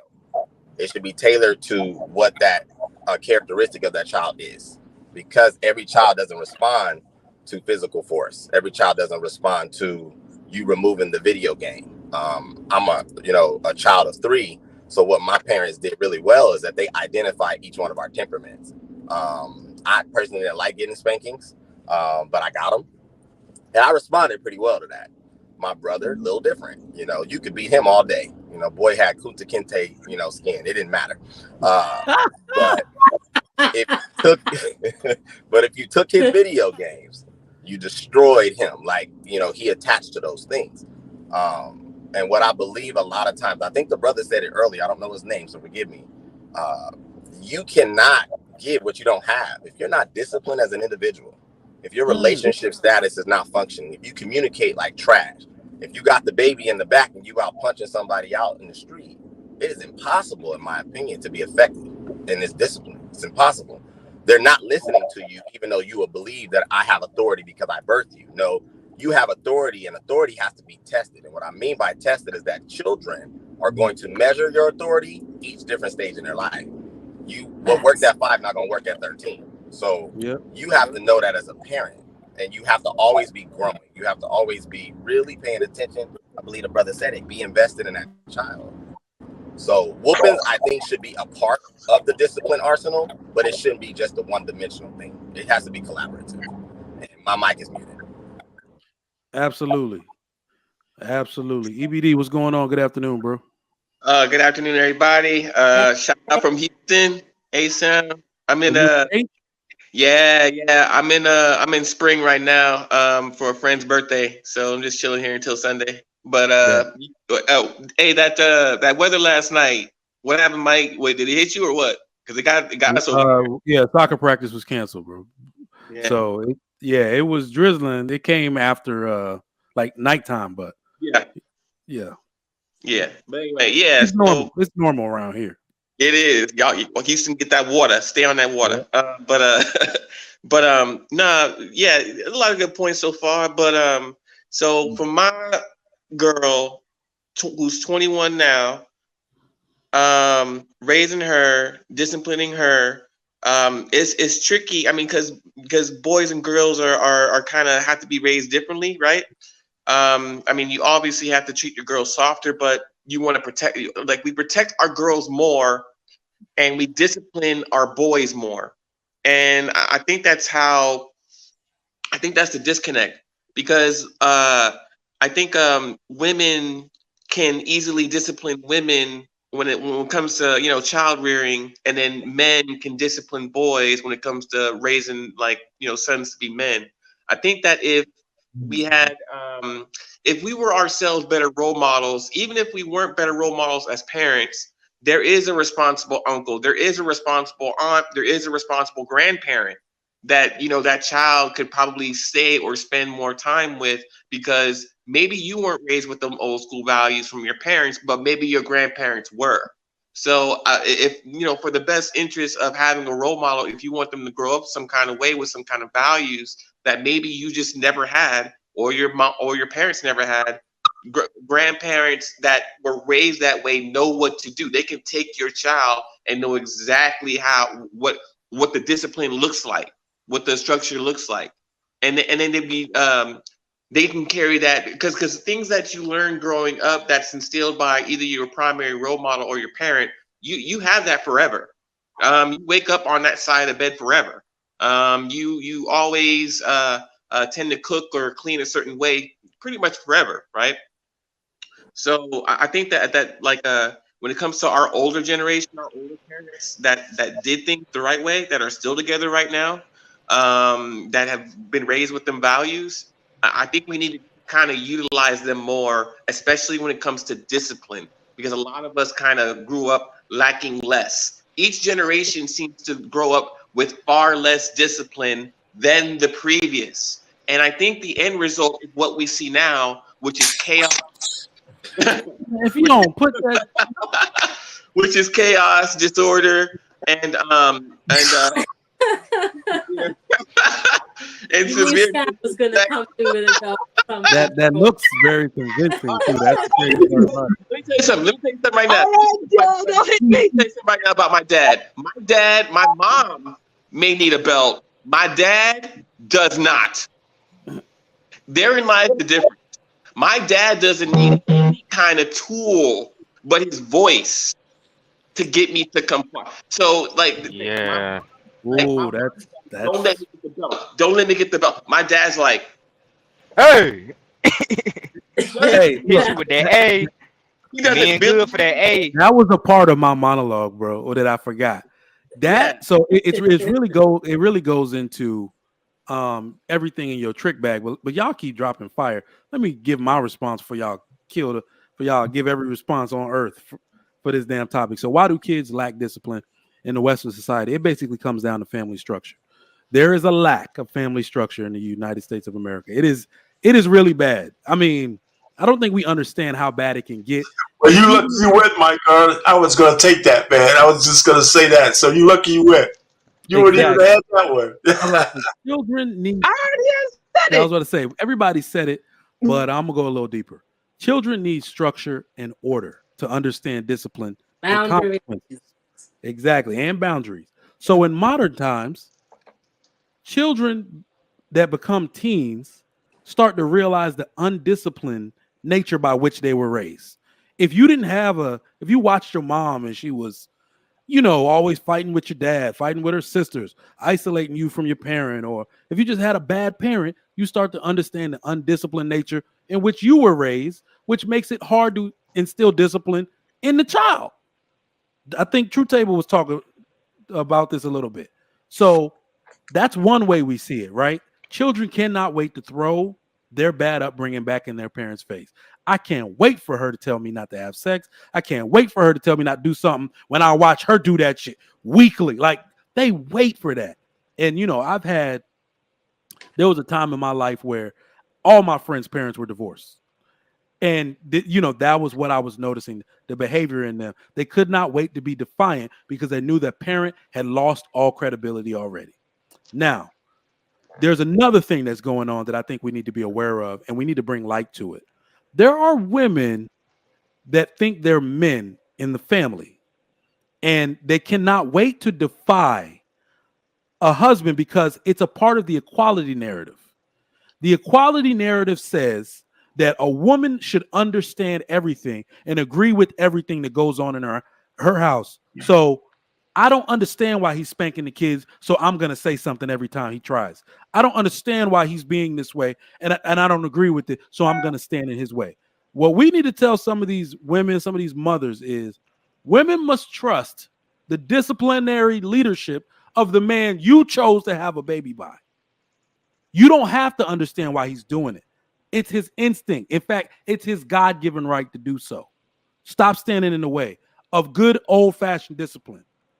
All these damn psychology degrees out here think you can talk your children to death, talk them into submission.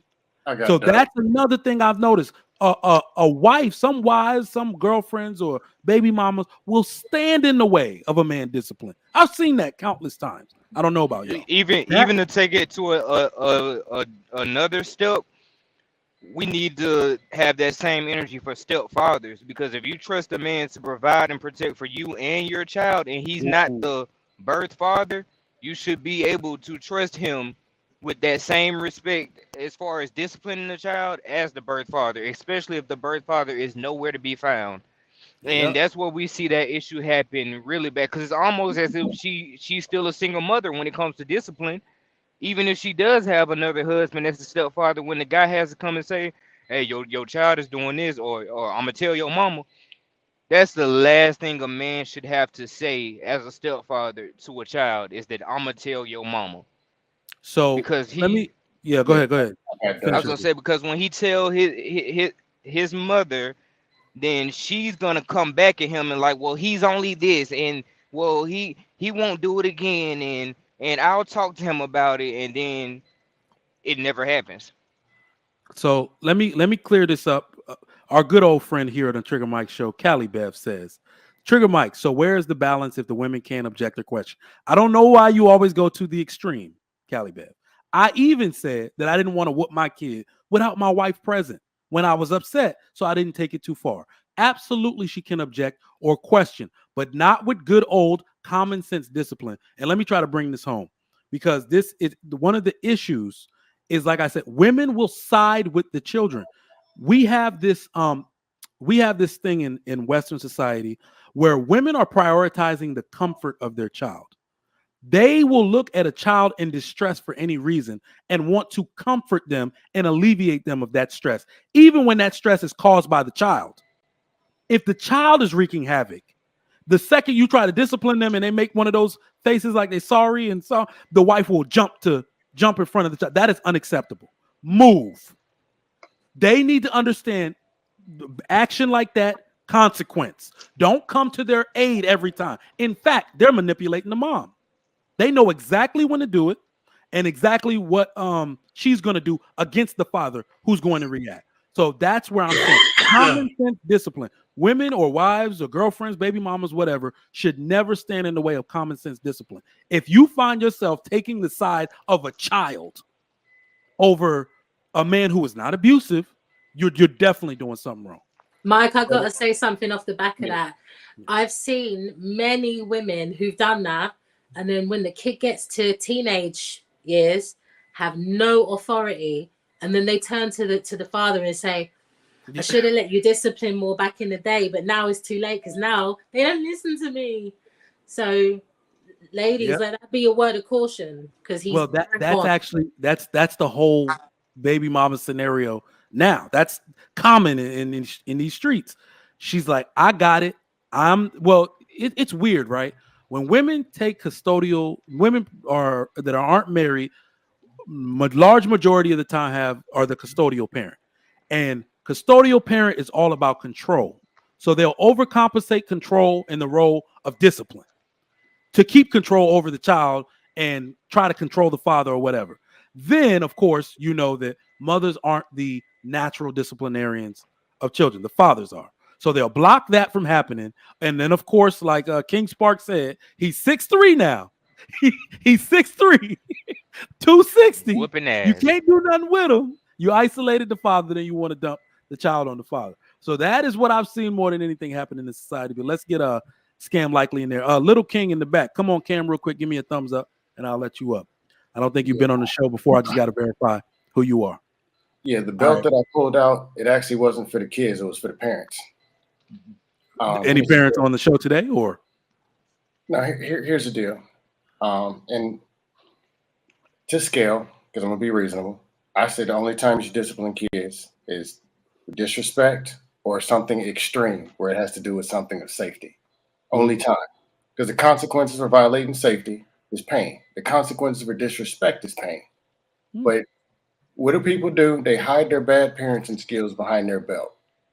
Their parents taught them that, and it goes all the way back to slavery, which y'all love so much. Love slavery, complaining about slavery, but then you beat the kids like they're slaves. Every consequence, I'm gonna beat the black off of you. Man, make them white. I mean, what are we doing? I taught 4th grade. Why do 4th graders know that language? I'm gonna punch you in your neck. Boy, Why is it every time something goes on, the first thing is somebody got to get beat, stabbed, they need to get shot, kicked, and then you complain about the behavior? This is a repetitive taught behavior. Something wrong, I don't like it, pain, beat, hate.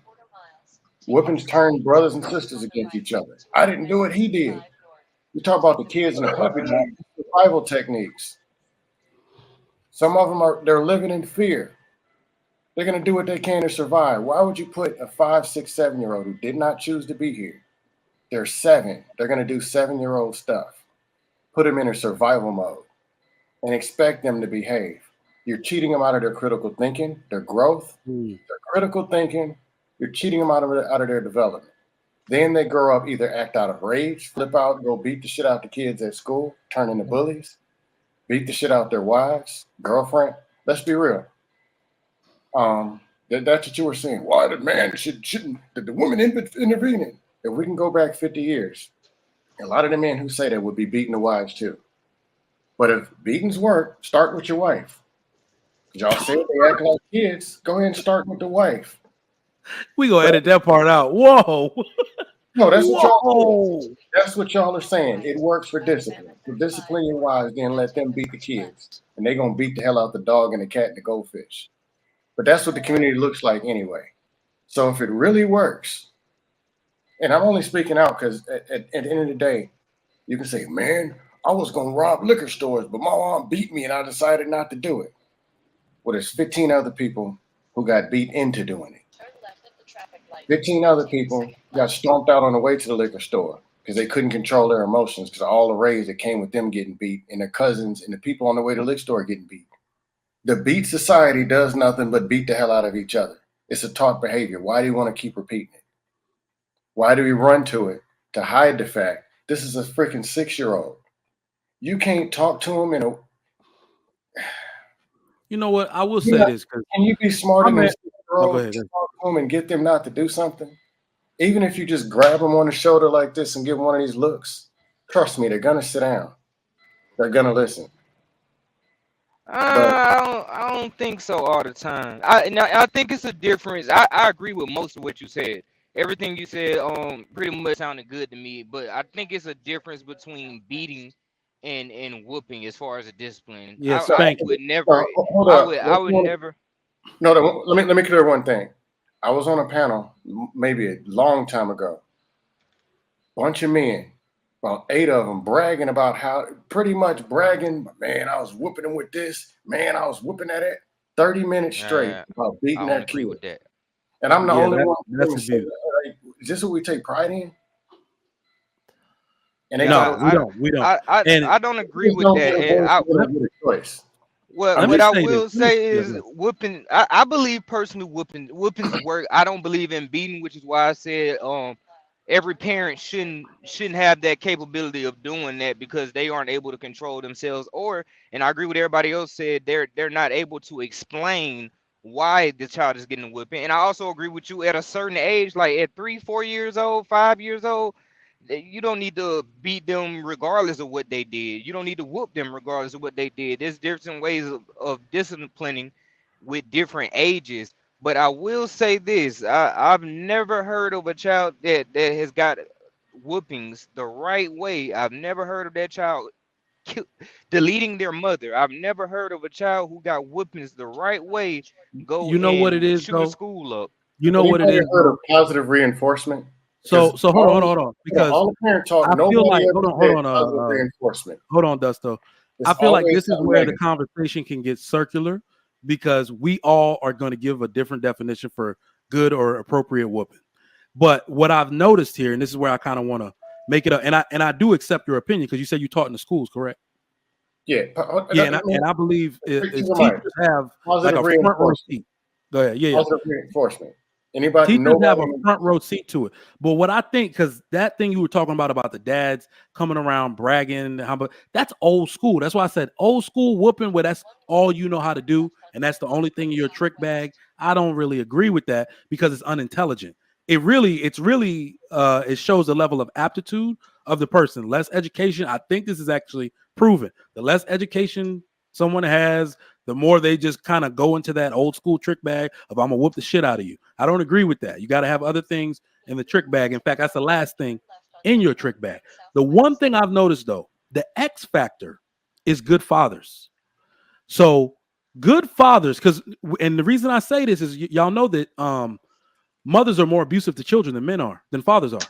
It's been proven. So take the father out the picture entirely. You start to get these bad circumstances. You start to get people like Dusto in the school saying, look at what's going on with these kids, and they beating the shit out of the kids. Fathers, good fathers are the X factor. Fathers are like consequences themselves. I think EBD said it. All I got to do, my wife will be, I'll be sitting in here if they were home downstairs. You could hear them getting amped up. Da, da, da, da. Take my ass over to the stairs, yell down that good, hey, do. You hear all shit stop. Like, oh. That's all it takes. Fathers are consequences. So good fathers that understand the damage they can inflict and most of the time can get that act right out of them simply by their presence, I would say are the X factors. That's why I don't really want to talk about the appropriate amount of whooping. I want to talk about the father's intervention without the whooping. Right? That is usually where you get the good kid. Trigger Mike, where's positive reinforcement at? I believe in it. I believe in it. Why is everything, when it comes to black, it always come to beating, whooping? Why does it start there and usually end there? Nobody ever talked about positive reinforcement. Conversations that are positive. I agree. Influence, critical thinking, redirecting the behavior like they do in the military.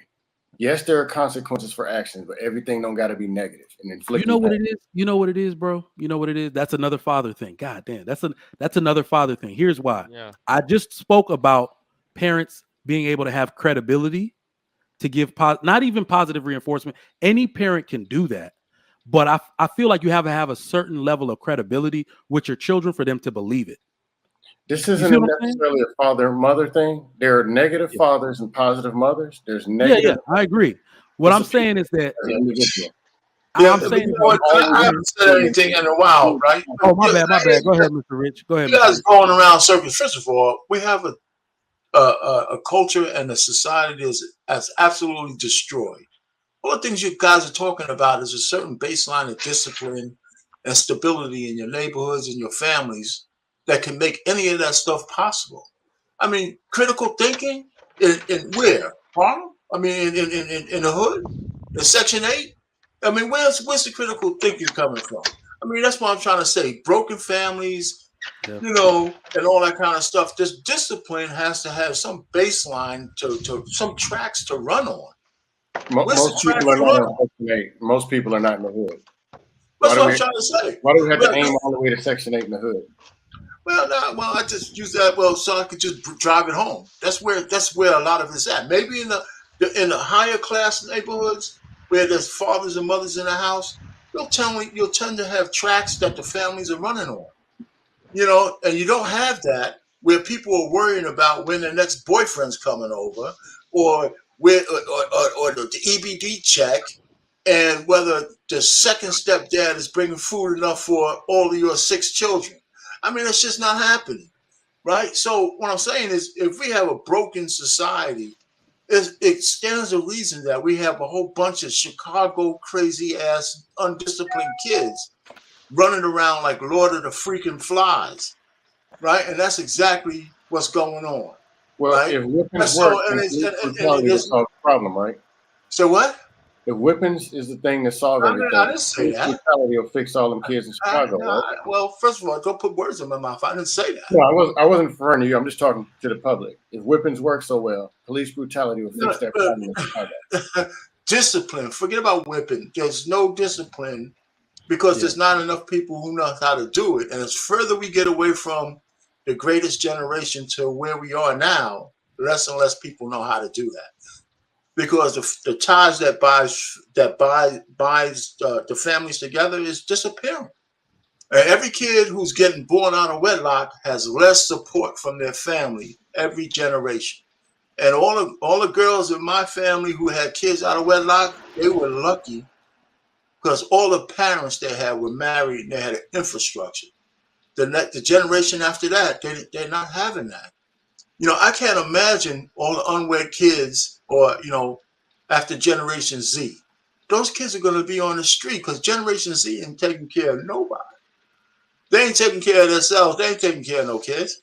So, I mean, you could just see the destruction of the family structure from 1901 all the way down to now. And that's not just black people. It's across the board. We just have pneumonia. It's just, so, beating the kids, I mean, having discipline is good for working households. In those other households, I mean, they're not, I don't even know what discipline looks like because there's none. Not for the parents, not for the kids. We're seeing, I mean, even outside this YouTube space, right, where we can get into echo chambers, we're seeing mainstream media show us that the families are destroyed. And nobody's talking about that, right? They just want to show the destruction. They're not talking about the destruction of the family. So that's my thing. It's it's dire straits. And Nero's fiddling his ass off, and there's fires everywhere. That's all I could say. All right, Lil King, let's get you in there. Hey, what's going on? What's going on? Trigger Mike, salute to everybody up here, man. What's going on? You can hear me? Yeah, you're good. I got a few notes that I wrote down. If you don't mind, I just want to read them off and try to get it in. So I heard teaching them to hit. So it's like teaching, if you hit the child, you're gonna teach them to hit. I don't know. So it's like, so you shouldn't teach your child to self discipline themselves. But whatever. Where I really think that was going or should go is when you're parenting and you're spanking your child and you're being a great parent and you're parenting your child, it's just gonna grow with them when they become an adult and if they choose to have children on how to hit their children if they need to choose to. But that's what I wanted to speak on that moving forward. The child most mannered were disciplined, spanked, and the others ran a disaster in the community. We all agree on that. I think a lot of people agreed on that. Your mom is your mom and your dad is your dad. Your mom can take away things, but your dad can break away things. You understand? I think that goes to what Trigger Mike was talking about as being a great father, right? It's just the dad being there. Mom can discipline, and if she says, you know what, I'm about to go get your dad, the child will easy, simple thing. Continue on. Bring back corporal punishment. Yes, for sure. Reason why I say that, because if it's set in stone, that's just it. There's no room for something like Sparkle was saying, like, a lot of things could happen in the school. Who knows what would be said? No, it's set in stone. This is the disciplinary acts. And again, we're just speaking hypotheticals. I don't think Trigger Mike is trying to run a petition on to bring it back. So, I just want to let my thoughts fly. But yeah, the child always constantly, we all as parents know how much we have to constantly be on our child's backside. Like, hey, stop that. Hey, don't do that. Or even if they, you don't have to do it as much, but you have to be on your child when they're at home. When they leave home, they go to their place of education. Of course, if they're acting up, whatever, acting out of a character or whatever, the corporal punishment I think would help moving forward. It doesn't matter if you're mad or whatever it is. What it's about is if you're right, about if the thing is right or wrong, right? So when you're disciplining your child, I heard earlier you want to do it in the sound emotion or something like that. Soft hand was the term. It doesn't matter if you're mad or whatever. It's about what is right, what is wrong. This is about disciplining and establishing a line of discipline, establishing the consequence for the action, right? That's what it's about. It's not about what you think and all that thing. It's about how you're going to raise the child. Also, just to close, if your child hits someone out of emotional rage, then yeah, that's definitely bad parenting, right? That doesn't have nothing to do with you hitting your child, disciplining your child. And of course, if it's abuse and trauma, that's something that I don't think that's what we were talking about. But thank you for the time. I'm here. No doubt. Solid. Thank you for coming through. All right. For everybody tuning in, welcome to the Trigger Mike Show. We got an all-star panel. Let me get these super chats read.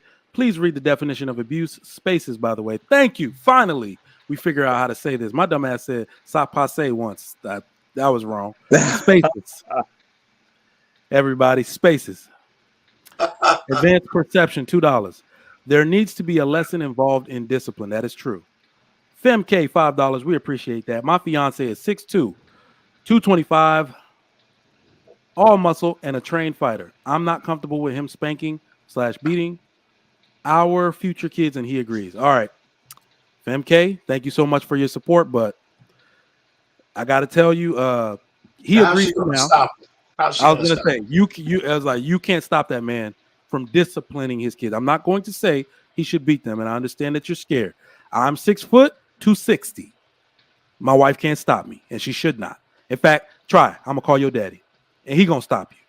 So this is kind of what I was talking about. This is circling the realm of women involving themselves in common sense discipline of fathers. All right. I know you don't mean it, and I know you're afraid. I even understand that fear.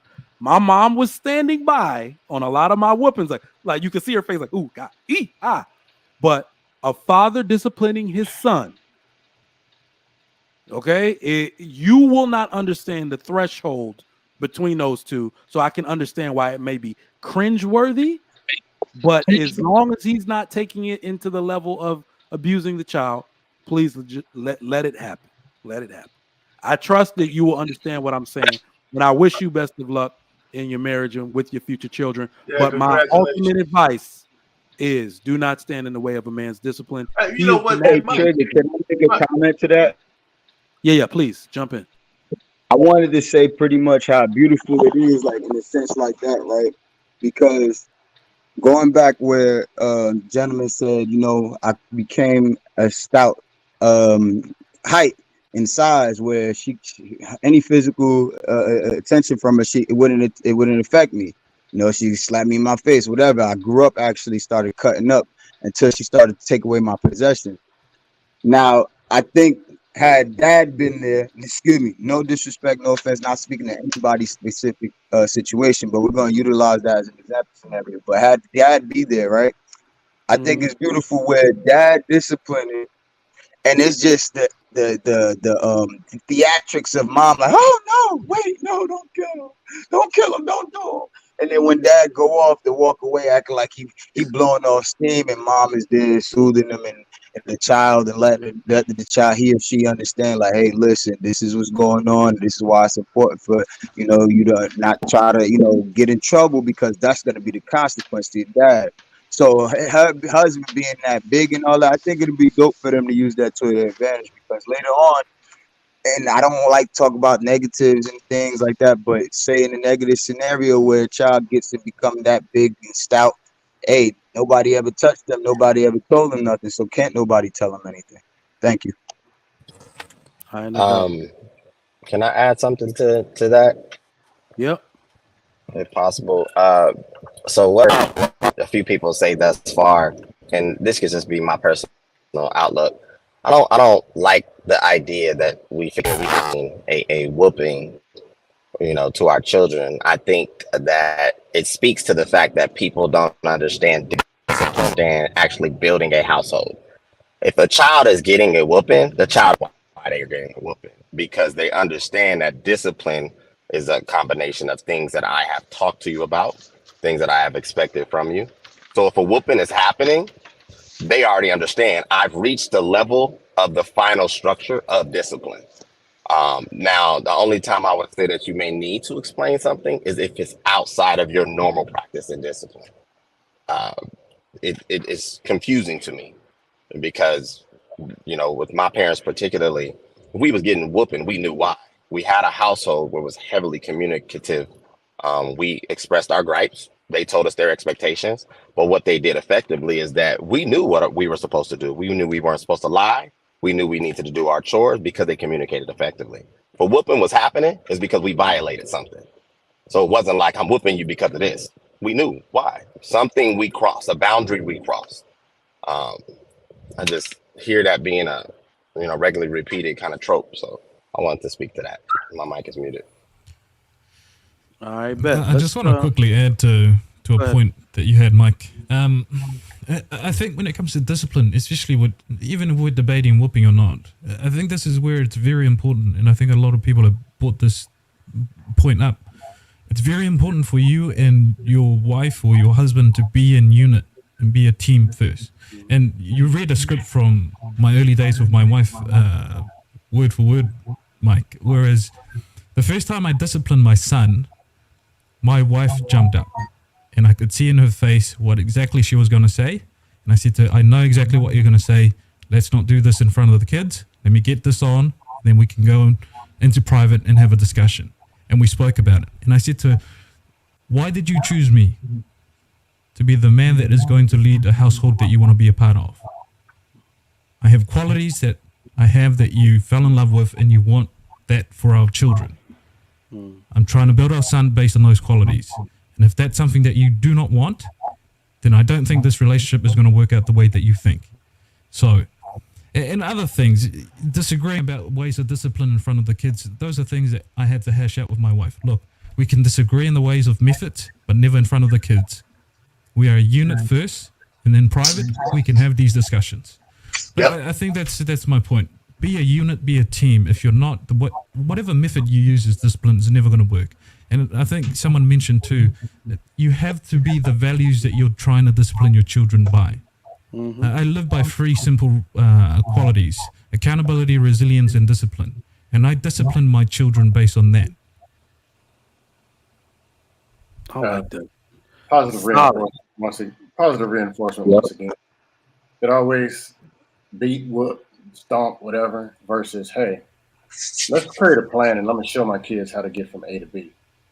Let me show them what this environment is. Let me show them why we do what we do. Let's show them 5 examples of what it is. Oh, you great at art? Let's go to the art museum on Tuesday. I'm going to sit down and spend 3 hours. I'm going to work with you on your art. If you do this, this, this, this, and this, I'm going to take you to the art museum. I'm going to drive. We're going to go. Where's the positive reinforcement? Or you got a tyrant pushing back against positive reinforcement. I don't. Go ahead. Go ahead, Sparkle. No, what I was going to say, I completely agree. I think positive reinforcement is essential, but I think it needs to be paired alongside discipline so there's balance, because you can create an ego in your child if everything they do is wonderful and everything they do is great. There has to be balance. So I would agree with you. I agree with balance. Reinforcement is necessary. So we have an imbalance because all we talk about, not just this. No. So I think, you know what, Scam? Go ahead. You know what, Scam? I don't think all we talk about is whooping, because, like we said, we got broken families. Single mamas whoop that ass. That's the only thing I hear. 95% of the conversation. Yeah. Am I wrong? I think that's because of the topic, though. I don't think that's because that's what we all think. No, that's the problem. That's the very problem.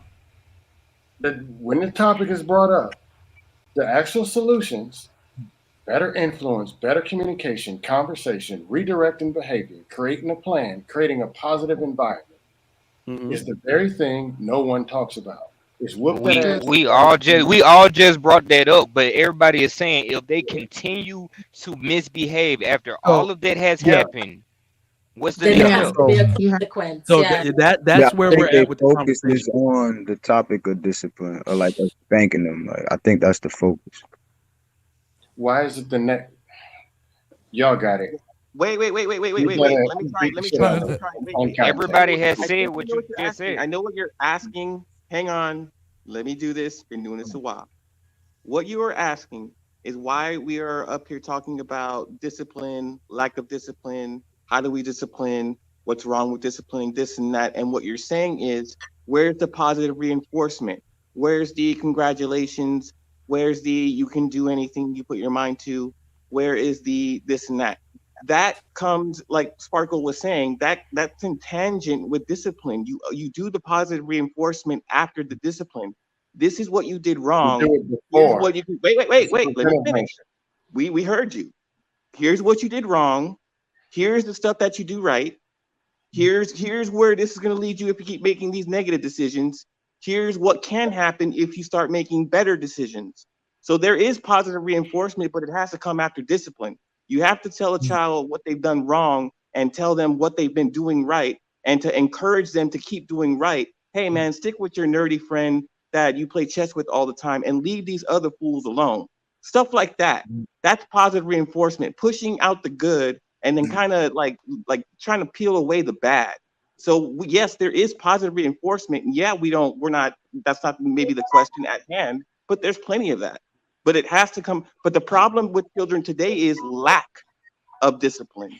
That is a severe problem. Yeah, because Because all we when we talk seeing about is the when we talk positive about reinforcement. we talk about single parenting, right? When we talk about single mothers raising their children, they don't understand discipline.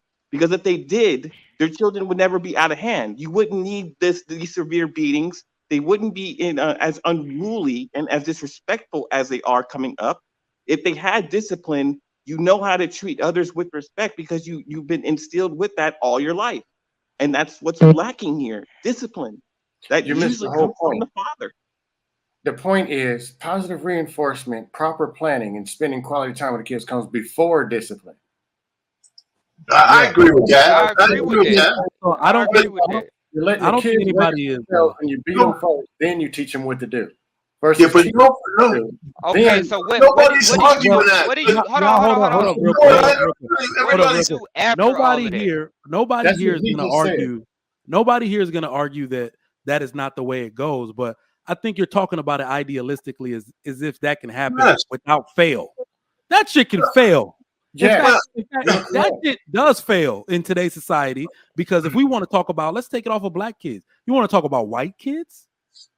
Kids that call their parents by their Exactly. first name. All those parents do is positive reinforcement, No, and that shit that's by the itself damn doesn't work. lie. And They some whoop people, that that's ass what we quick. ain't talking about either, because some people don't know how to positive reinforce, Yeah, and they check 'em just out. positive Who told reinforce you for white kids don't everything. whoop that ass? Who told you that They lie?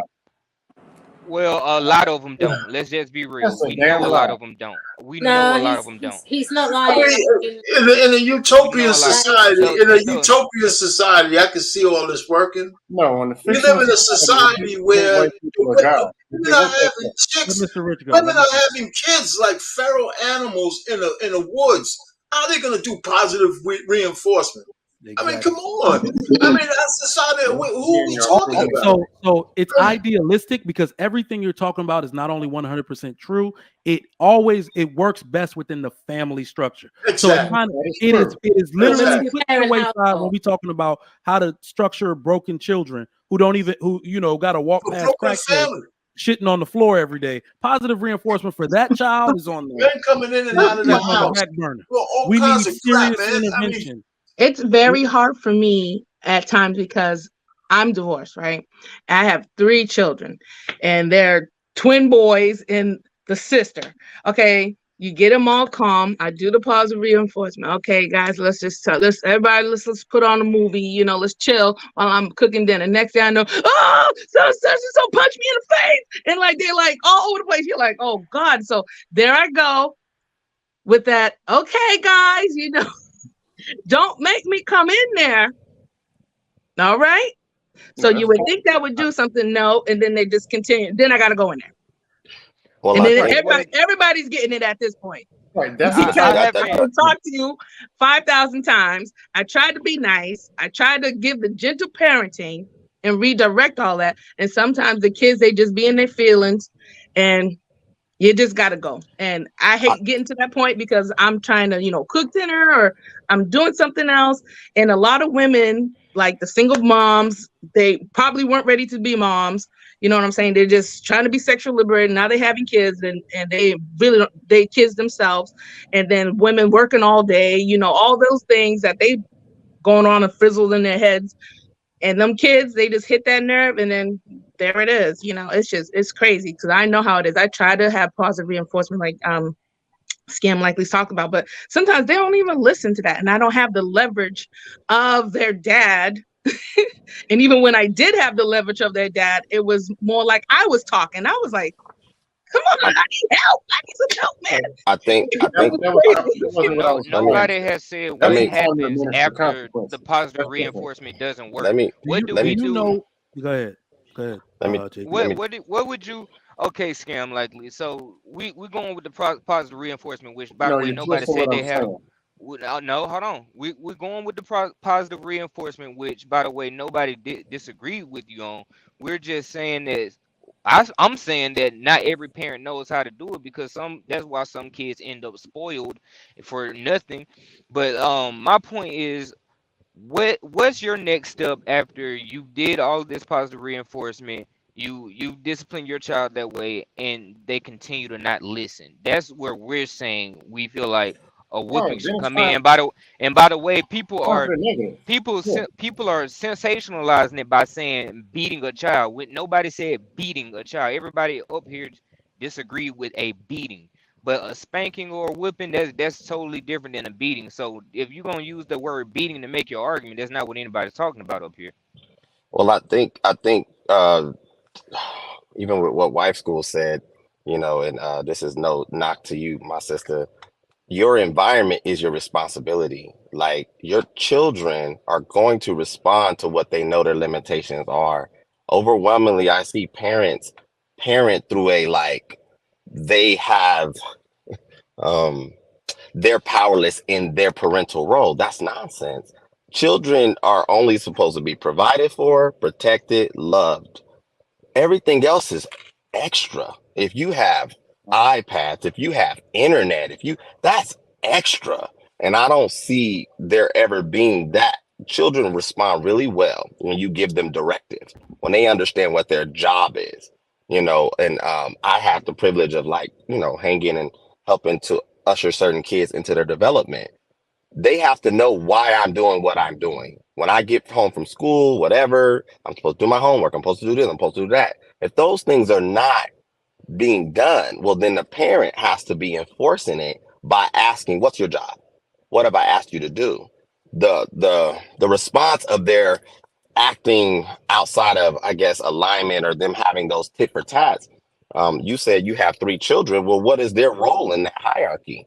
By the time you get involved, it should be aggressive because they should already kind of understand, well, we don't want mom to get involved. You said you don't have the leverage of the dad, but your household is they get to live in your environment. So what does that look like through your eyes as well as theirs? And I think what my parents are really good at is getting us to understand that everything was a privilege. Everything was earned as well. You earn through your obedience. Parents don't seem to do that. They seem to just create this euphoric environment and then expect kids to know how to decipher. You can't. They have to know with this is that the cause and effect. If I don't do, there's gonna be a Yeah. response. If I do, there's gonna be a response. Um, so the positive reinforcement is cute. That's a part of it. But I really think that children, again, not looking at them at 5, you got to look at them at 18, 25, even when they're young, because they will grow. And my mic is muted. Y'all Cali are Bev, let me conflating get what it was I come on was cam real saying. quick, Cali Bev. I would never See you, say brother. the kid, because we always got to start with the worst case scenario. The kid's flipping over the couch, the bad, and then we always got to talk with then you put my positive reinforcement to, oh, thanks for flipping over the couch. That is not what I'm saying. What I'm saying is prior to, kids are going to be kids. But on a regular basis, there has to be a plan for success, proper communication, proper environment, proper you can be anything. Let me show you how. What are you good? All that stuff reduces a lot of the misbehavior. Then some stuff is normal as a kid. They're going to do what they're going to do. When it happens, you should be prepared with positive and negative reinforcement. There's push-ups, there's holding bricks. There's, oh, you didn't wake up at 6:30. Cool, we're gonna get up at 6. Oh, we're gonna get up at 5:30 this time. There are consequences. Oh, give me that iPad. Take Hold your on, you getting the next. In fact, I'm gonna let you get the first But answer. then You ways getting that into the they next topic. Hold on, you get into the next topic. But then That's there's what I'm like. also ways that they can be earn it back, which is still positive reinforcement. Versus you're a convict and you're in a corner. Okay, you screwed up. But if you do this right, we can get it back on track. Positive All right. reinforcement. So I That's will what I'm say saying. this because that's the next question. So the next question Influence. is, what are some effective alternatives to spanking that has yielded positive results? I don't want to hear no BS to talk about make them drink, some foreign remedy, whatever that has yielded positive results. So I see that you were doing that, Dusto. But let me just say this to what you said. Let me see if I lost my train of thought. Though this goes back to the family structure and fathers. So one of the things y'all have heard me say that I got a lot of flack for here is that moms are less effective without fathers in the home. And the reason why that is so important to bring up is because mothers being the natural nurturer and fathers being the natural disciplinarian in the house. And it actually plays up that mother's ability to be nurturing when they have somebody to go to right after they've been spanked, right? I'm hot. I don't really feel like explaining it right now.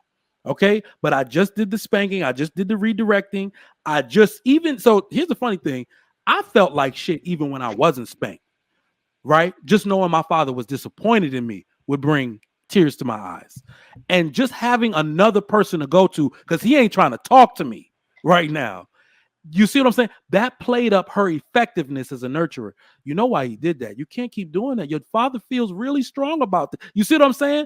But imagine how it is when a mom is the disciplinarian and she's hot and she don't want to talk to the kid, nor can she. You see what I'm saying? That's why it's so important to have this two parents is barely enough, right? So if you have one of that the effective type figure to offset each parent, it's like such a devastating blow to the family, and it does have an effect on the children. That's why you got to give kudos to, I know some moms understand this, because it's not even like every mom chose to be single, right? And since moms are usually the custodial parent, you will see that. I know a single mom that'll get grandpa involved quick, right? They'll get grandpa involved. Somebody come over here, talk to him, because he's getting on my nerve. Like, they understand that there's somebody missing, so they redirect everywhere. I've seen few moms do that, but those moms that try to be everything, nah, you're gonna fall short. You're gonna fall short. But to answer this question, anybody can jump in. What are some effective alternatives to spanking that have yielded positive results? Anybody can jump in. Go ahead. I'll go first. I'll try to make it quick. Just like in the military, and I'm not a fan of over ridiculous corporal punishment, not some tyrant. But whatever it is that they do, the correction should be connected to what it is that they did. They didn't wake up for school on time. Cool. Friday, Saturday, Sunday, you're going to wake up at 6 a.m. You're going to wake up early. Connected to what it is that they did. Oh, you can't stay up late and watch cartoons because you couldn't get out to bed. You got to go to sleep at 8 o'clock in the evening. They didn't pick up the toys, left them all over. Okay, you're going to pick up the toys, put them away. Take them back out, put them away. Take them back out, put them away. Something connected. So it goes into their actual subconscious mind, understanding this behavior needs to be corrected. Those are just a couple examples. Somebody said knees on right. This is child abuse, okay? Knees on right. Knees on right. This is old school, okay? Kneeling down and right. That shit hurts, okay? No. That's some African shit. We don't do that no more here in America. That one, we can outlaw. We can put that on the restricted list. Well, hold on. Let me add one more thing. As far as corporal punishment, you keep running around and playing too much, cool. Run. Run. No, I agree with everything you said. I agree that. Run. I agree with that. So the reason I like that is because that's like military training. Definitely. That's like military training. That's exactly how it works in the military. It doesn't inflict pain. It actually gets them in shape, but it also proves the point. Can I go real quick? Jump in. I actually have to run. I think that there's obviously celebratory markers like birthdays and Christmas, and kids overwhelmingly look forward to this stuff like it's automatic throughout their development because that's just what society dictates. But I think that again, your child should be very aware of these things are even earned. We're not obligated as parents to provide it. So to even double down what Dusto said, which I think is perfect, it should respond to those things, making the adjustments, sliding things as it's occurring, so that you're teaching them how to even critically think and understand there's responses for my lack of being able to perform my duty of something as simple as waking up on time. But as well as I'm not promised a birthday. I'm not promised Christmas. I'm not promised prom if this is a teenager. I'm not promised that. So, and parents need to be able to stick with it and stand on it. The kids will be grateful. You won't even know that you're a great parent until they're well into their 20s. So just stay the course. But I have to jump off, you guys. Thank you for having me up. I appreciate it so much. Be blessed. Shout out to you, table. Ride safe. Thank you so much. Thank you so much. Anybody guys. else want to? Hey, in fact, we haven't heard from our sister Callie Bev. I saw you in the chat, so I know you have. You obviously want to give some alternatives to spanking. Please do so. No, what Dusto said. Hey, everybody. What Dusto said was pretty much on point. Those were the punishments that were most effective with me. But if beating my ass was the response to everything that I did, then beating my ass no longer works. Now I'm just lying better to not get my ass beat. I'm just gonna do what I want to do. It's You know what I something mean? about the way you Or say if I'm beat gonna your do, ass. or I'm That's gonna, exciting. or I'm. What would you say, Mr. Payne? I said it's something the way you do something about the way you say beat my ass is pretty exciting. Well, it wasn't exciting. It was not at all. I mean, and I love my daddy to death or whatever like that. He ain't never told me nothing wrong, but the way that he disciplined was more ineffective than it was effective. You know what I'm saying? Because that was his response to everything for the most part. I got my last whooping when I was 16 years old. At that point, I'm just trying to lie better so I don't get caught. And if I do get caught, then I already knew that, hey, this ass whooping is gonna be worth it. You know what I'm saying? You For know whatever it what? is that I wanted to do.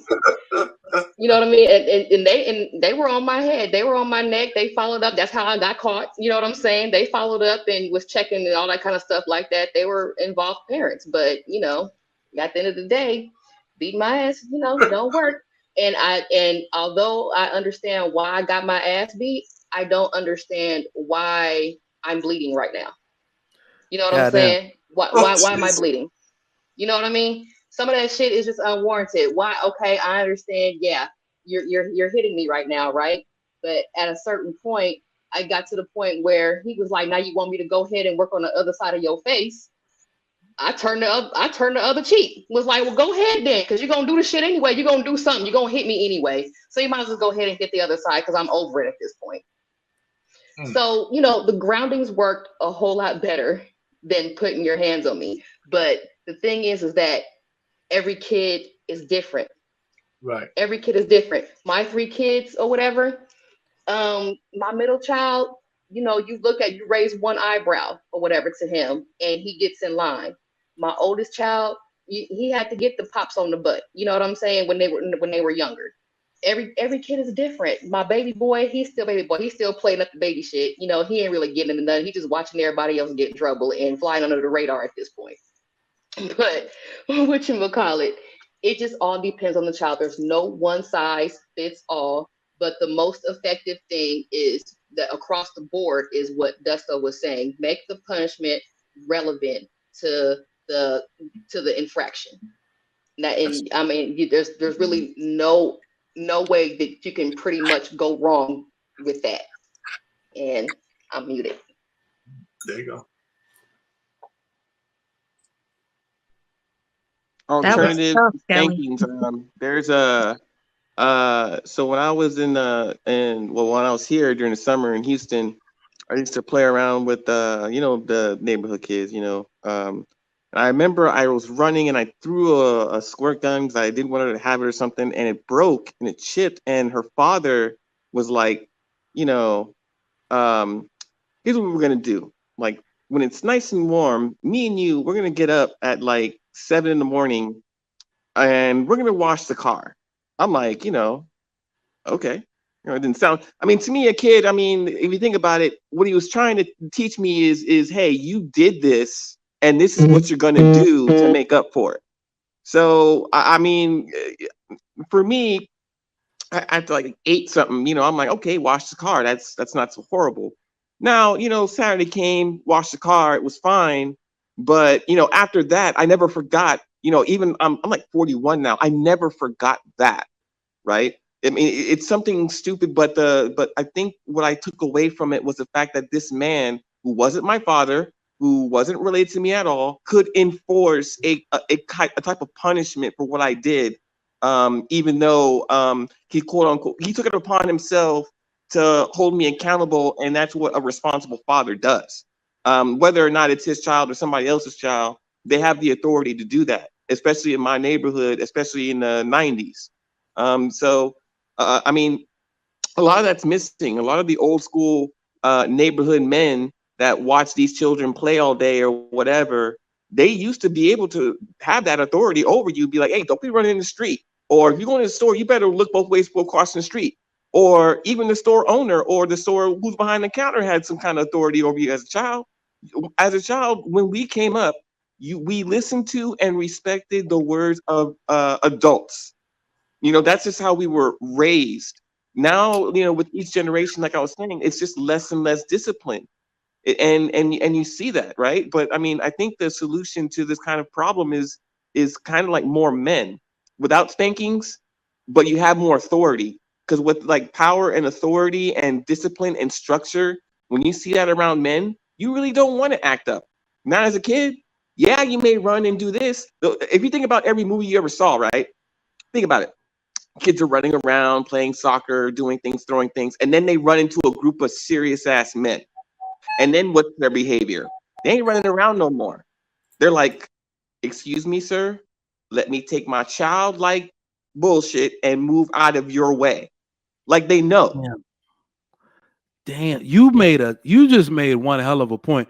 I don't know about y'all, but in my day, well, it's naturally in Africa, you got your ass whooped by everybody in the community. But even if it wasn't people putting your hands on you, even in the 90s, I can remember living in a neighborhood and like the moms would let other people's dad have stern words with you. Because just like you said, you break toys, you hit somebody's car with the ball, the mom, everybody hear the car alarm going off, they come out and you hear the dad just stomping out there, and the mom just does that sign like, go ahead, whatever you're gonna do, you can have. And you're like, oh, that was my neighborhood, bro. Yeah, I grew up in a black neighborhood. That dude would take you by the shoulder. You'd be like, okay, I'm sorry. Yeah, community and parental structure still does matter, and that's a foundation. Like where I grew up, I don't know if I ever told you, I'm from Virginia too. I grew up in a nice black neighborhood. That's what it was. A bunch of fathers, a bunch of grandfathers, 2 cars parked in the driveway. And even if kids were fighting or doing whatever, if Mr. Jenkins said, stop, it could be mid-swing. They're going to stop. There weren't people just recklessly stomping people's brains out in my neighborhood. Like there was still that level of respect or that authority. Or, hey, we know, oh, you with the red bike? Don't you stay down there? Or you ask the other kid, who is that? Oh, that was James. Where's he stay at? I mean, we know who you are. I'm not saying it turned out perfect. I mean, plenty slipped through the cracks in my neighborhood, but it's a lot better than what's going on out here. Like a high percentage actually turned out to be all right in the neighborhood I grew up in. But some of them was raised by some grandmama and some whatever and ended up suburban victims. I mean, it is what it is.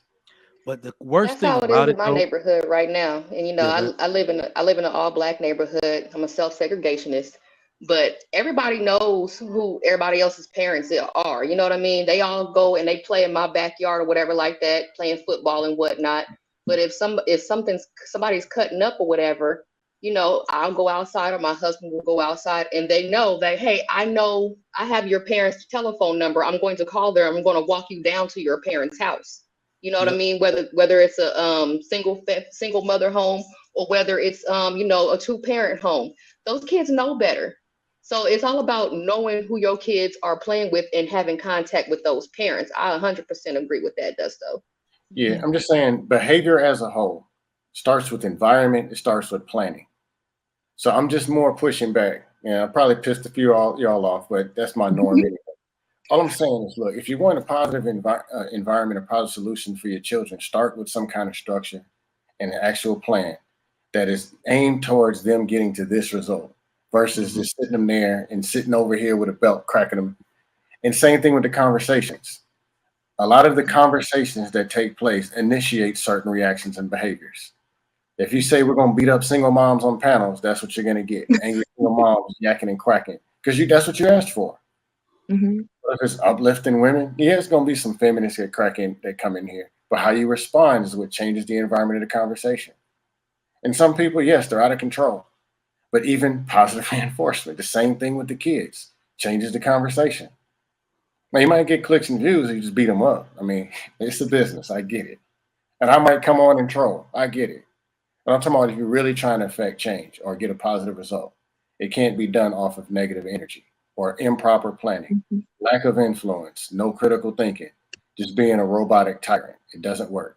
And it hasn't worked. And we're creating defective robots that are breaking down with no kind of nothing. And that's why the world looks the way it does. Yeah, this is Dusto's topic. He ain't even trolling today. This is his topic. He came in loaded. Anyway, I don't agree that I'm about most to drop. families. Oh, go ahead. Oh, I can't. you about to get off? You can go ahead. No, I just can't see who's talking. The thing didn't light up. It was me. Power. Oh, go ahead. I was finna say I actually don't believe that most people nowadays are even whooping their kids anymore, because I mean you have other parents that disagree with it. Now what seems to me like the government disagrees with it altogether, and people get their kids took away from them nowadays for just whooping them. And I'm not even talking about beating, just whooping them. So I think a lot of people are either scared or they grown out of that altogether. Anyways, I think it's a minority. I think, yeah, I kind of agree with you, but I think also those families are just not putting their business out there like that. They're just putting their kids to be out and representing their family legacy, and of course we try to, speak in general, but, yeah, those minorities, those families that are trying to stay, astute, and they're not putting their business out there like that. They shouldn't put their business out there like that. But we also live in a time of psychological trendiness where everybody thinks they're a freaking child psychologist. And, they're like, well, this is what you should do in the alternative to hitting your kids. And it damages the cerebral cortex. And like I see a lot of modern women do that. And the worst part is that they think they're a mentalist for children, but they're removing discipline from the entire equation. You know what I mean? I've noticed that a lot. Actually, or this I've seen worse, like the videos where the mother cut the daughter's hair off. I would say that's worse. Yeah, than that was whooping. horrible. Abuse. The parents are crazy. Like, forget sometimes the parents are crazy. The parents are online. They're going on live. You heard about the man. He choked his daughter to death. The mother. You heard about the woman. The man don't want to be with her no more. He killed a 2-month-old baby. The parents are crazy. But we don't want to talk about that. The lady that cut the young her daughter's hair, I don't agree as that as abuse. Only being is because we know her hair will grow back. No, how the way that certain parents may do things, the way that I don't lie. No, I won't. I like my ways. This happened during when I was broken, going through COVID and going through life stuff. But I thank God I came up out of that. But what else? That was my son. I'll be back. No, cutting the hair that's definitely psychological abuse. Yeah, like, that child's gonna go back to school and get bullied, and then might want to come home and delete herself after everybody in school. Well, I don't know if she's gonna do all that.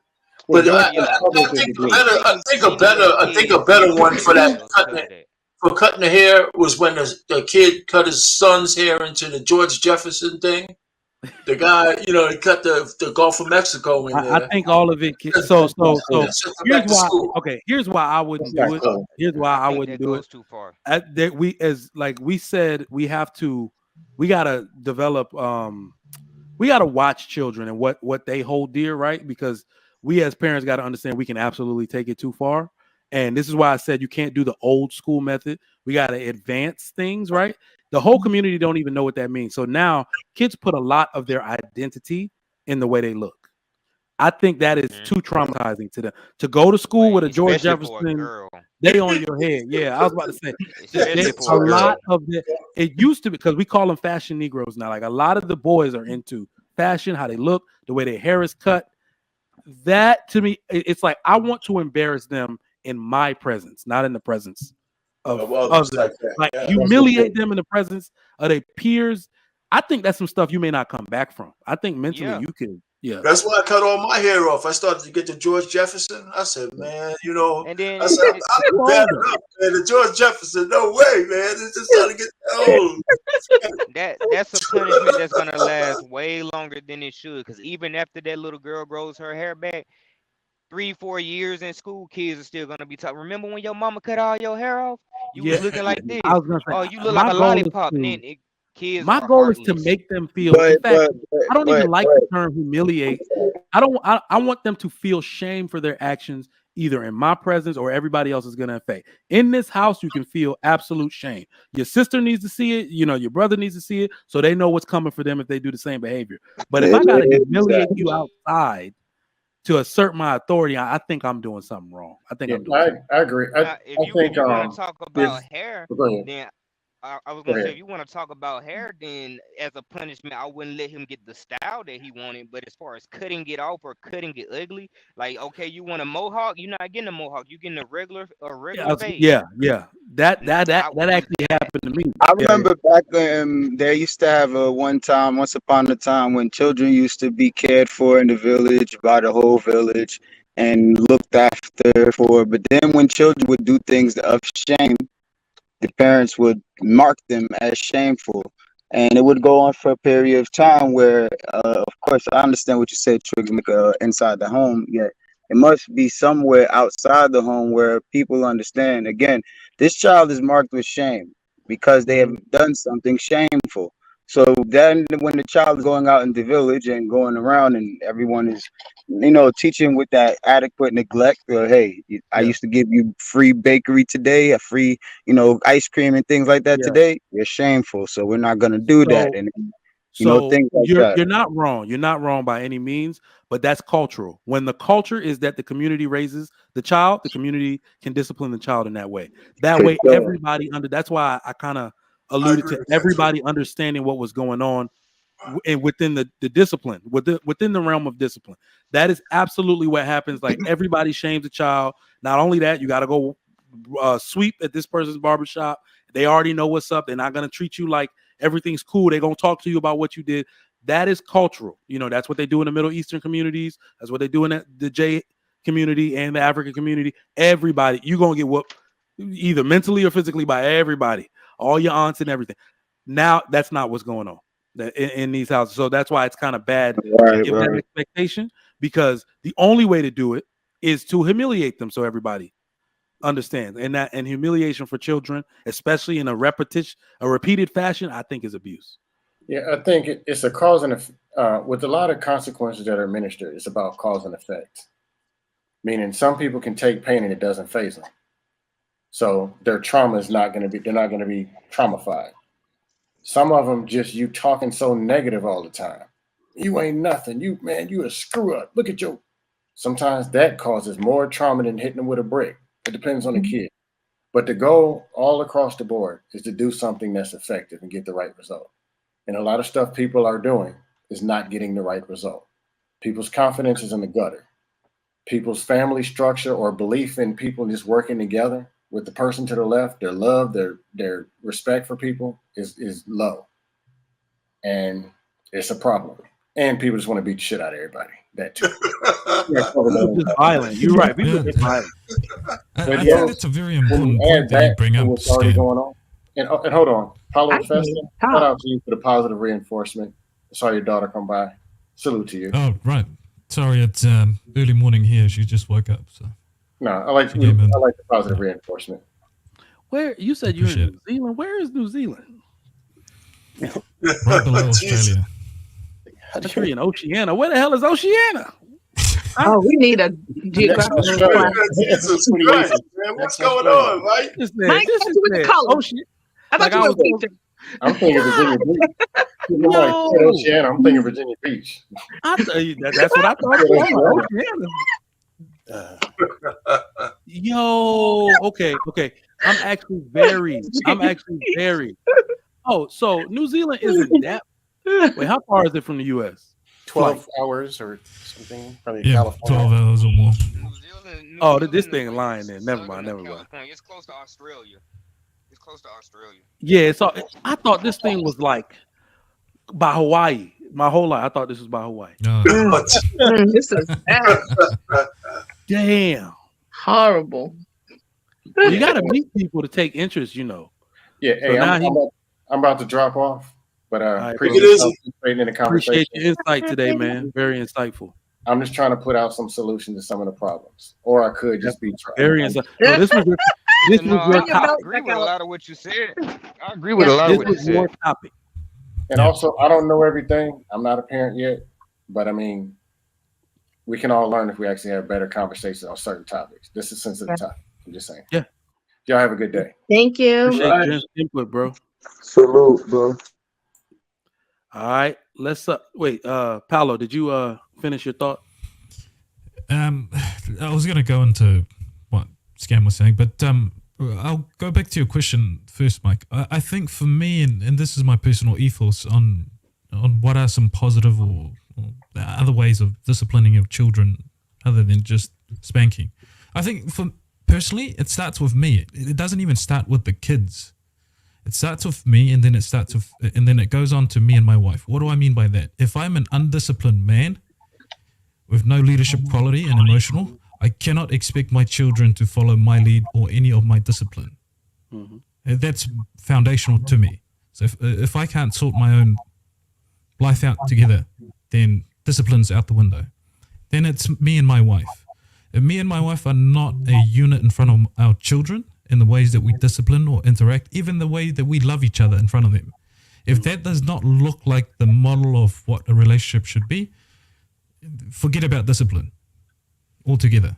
If we're bickering and arguing and who's doing the trash and no, you do it because then we've failed. The third step is then the kids. And I think what Scam was talking about, all those things are deployed. And I mentioned earlier on when I jumped on, spanking my kids is part of the tools that I deploy, but it's not the only tools. It is the ultimate consequences, especially for my son. My daughter, I leave that to my wife. You're a woman, she's a female, you can deal with that. If you need my support, I will be there. And my daughter, as soon as I raise my eyebrow and I'm up 1 decibel, she starts, the waterworks comes out. Because that disappointment from disapproval is such a big thing for her at her age. My son is different. And the way I discipline him is to show, I will be your first order of consequences before you even hit the real world. You need to know that. And the world will hit you even harder than I do. But I can guarantee you this. Before a police officer gets you, you better run, because I'm going to get there first. I'll respond first. If you want to push the boundaries to that far, I will be there first if I find you first. So there's an involvement of introducing my son to violence in the sense of he has his favorite answers to a lot of the things that I try and discipline him with. I do it because I feel like it. I don't know why. And I keep reinforcing. If I had to smack you and I go overboard, that's me feeling. The reason why I only flick your ear or use a palm hand is because I'm in control of my emotion, even though I'm heated right now. These are the lessons that I'm trying to teach you. Even though you're probably feeling emotional that I've just given you a whooping. But here is the difference. If I did it because I felt like it, this wouldn't have stopped where it stopped. But it only take once. Now we can have a conversation. And I guess that's how I see it. First and foremost, it has to start with me. If I am undisciplined as a man, disciplining my children just goes out the window. That's what's most effective for me so far. Indeed. And yep. I mean, you can already see discipline across the board. Like, that's why I said fathers are disciplined, fathers are consequences. It is our natural disposition in life. Even I've noticed fathers are such an important part of the disciplinary process that I've seen even ineffective fathers and their presence just be enough to keep a kid on the straight and narrow. That's why their absence is so detrimental to the child. Yes. It's crazy. I So, Grant. I'll jump in a little bit. Sorry, Grant. No, I like what Mr. Paolo said. I like to have conversations with my children and let them do some self-reflection, because I have to do a lot of self-reflecting before I address the manner in like an angry way, because I don't want to talk to them like that. You know, I want to be like clear, level-headed. I had to learn that and force myself to learn that, especially as my boys are transitioning. So I don't want to, like, you know how like they're growing up and then they're just learning the little young masculinity. And I don't want to crush that, because a woman and a person that is mad can say some things and be very negative and crush a young man.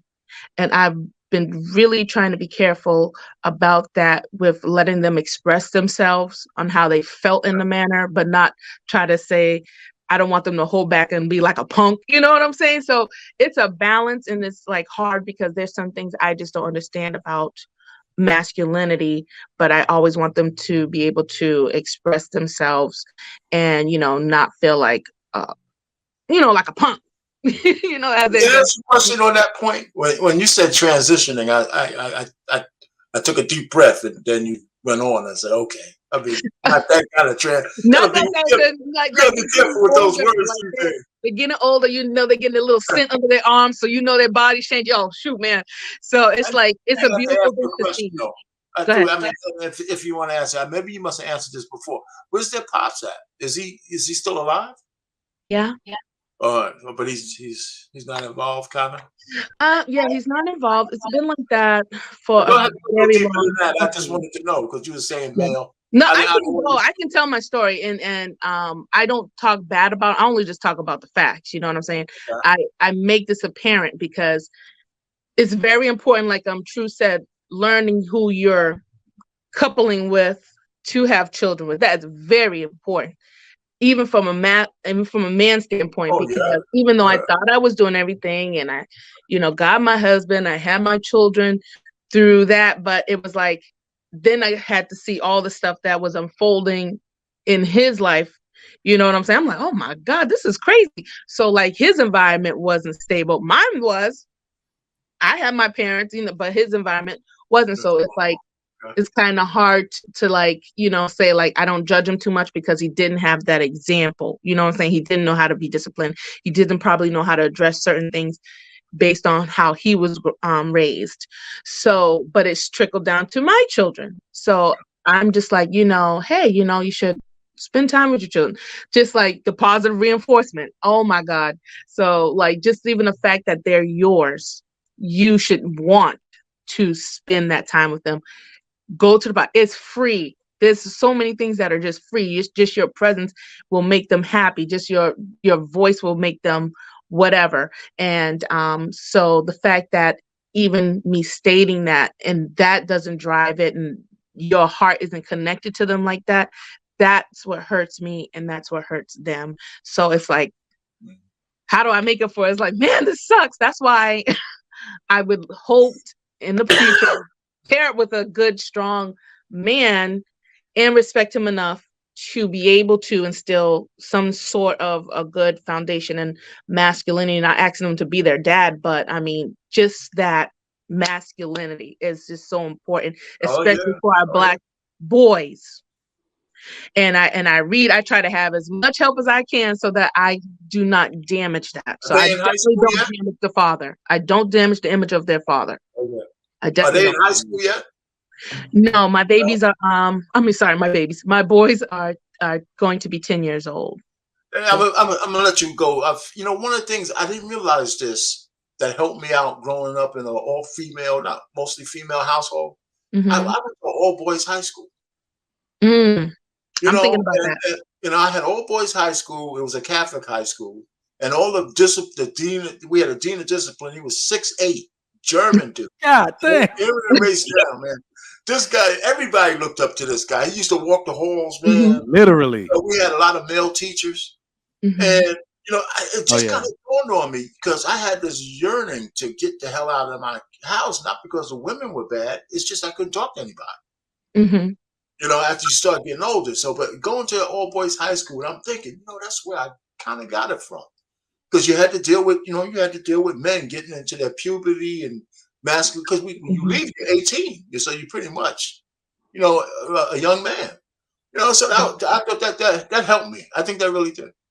I'm definitely looking into that right now. I went to this like school showcase and I said, I'm gonna get to this Black man over here. So you should take your son to an all boys school. We encourage all the energy, all that craziness, and that's welcome. And that's what you want to hear. You don't want to hear it being suppressed like it is in public school. Oh, they have ADHD. Oh, they have this problem. Like sometimes that's just not how people learn. That's not how people socialize. And I'm learning all that. So I'm trying to be a proactive parent in my parenting so I can understand my children and give them the best outcomes. And there's resources out there. So that's just how I do it. And I wish more people would do it like that as well, because there is stuff out there that's available. All right. Dang. Grant, I know you've been standing by. My Sorry, bad, man. Grant. No problem. We got final thoughts coming up. We're gonna let Grant go first. What do you got on the topic? You can take your time if you need to. Yeah. So thank you for having me. I appreciate it. I'm on the side of, I think any sort of corporal punishment or spanking does not help a child in any way. I think it causes more kids to be maladjusted than being well adjusted. And if you look at the history of African Americans, we have largely been the ones who've done corporal punishment over the years, as other groups have sort of migrated away from it. If corporal punishment was the key to it, our outcomes would have been better. I mean, generally speaking, you would think by the mass levels of spanking in the African American community, we would be soaring socially. And so I don't think that's the answer. And I don't think looking back fondly on corporal punishment is going to do us any good. If we're looking for solutions, we need to look forward. I do think that part of the notion of gentle parenting and ways of sort of reinforcing certain ideas, or what we call really social normative behavior, it requires communication. It requires effective communication. If a child does something, hopefully you want to reinforce the ideas that make more sense. And so if they break something, you don't want to yell. You want to be able to provide an explanation. And so I just think that as a community, I think we need to sort of move away from the ideas that spanking in any form actually provides a mechanism for good. And matter of fact, being more highly communicative actually makes kids as well as adults who are highly communicative. If you spend your formative years being spanked or having these sort of what I would call outbursts from parents, children tend to grow up when they become adults and they begin to engage with their partners and their peers through more elevated tones. And I think when you think about a child who doesn't know how to communicate effectively, it is highly unlikely that that child will show up in their adult life being able to communicate effectively later on. And so if we give kids more of those tools early in their life, I think later in life, you will begin to see the kinds of outcomes for adults that I think is far more palatable for the kind of people we're saying are more successful in society. So that's really my position on that. I appreciate that, bro. All right, final thoughts. Paolo, we'll start with you just real quick. My daughter's hungry. We got to go get some. It's Friday. We're going to go eat some trash. Maybe Raising Cane's or something.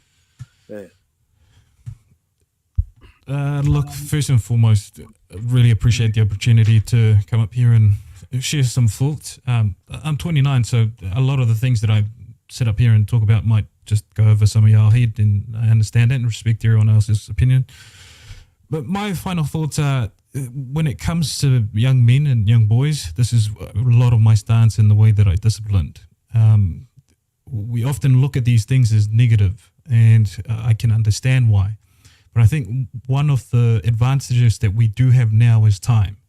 And the way that we can deploy and utilize that now is to go back into the past and look at why those systems existed in the first place. People talk about older generation just smacking without talking. Why was that? Did they have time?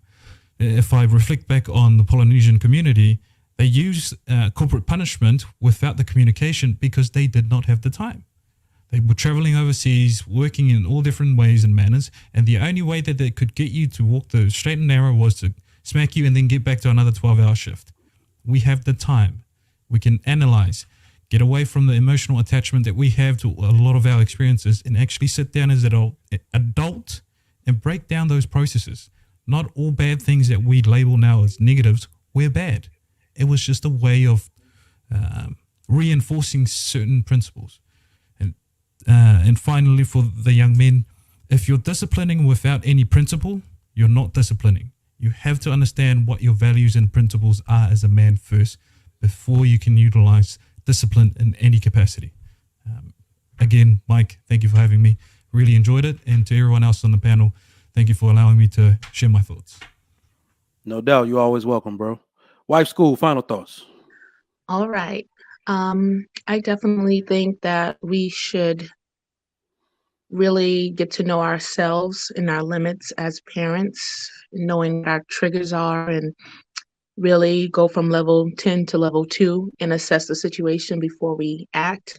Also, help our children to learn how to take accountability, um, and be responsible and discipline young people so that in turn that they will become responsible and disciplined older adults. And also, if necessary, you should tap tap because if you need that reinforcement after the positive reinforcement doesn't work, I don't see there's nothing wrong. That's just me. But if you do it, I ask that you just please do it mindfully and not based out of anger.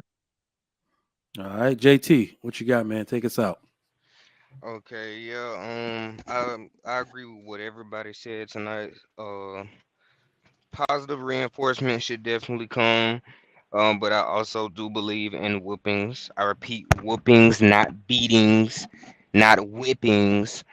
But I do believe in whipping should come because every child is different. I do believe you should tailor your discipline to every child. I believe we should have the community back in our child's life, and the reason I say that whooping should still be here is because there is we have to talk about realistically instead of ideologically, you know what I mean. But yeah, because there's no fathers in the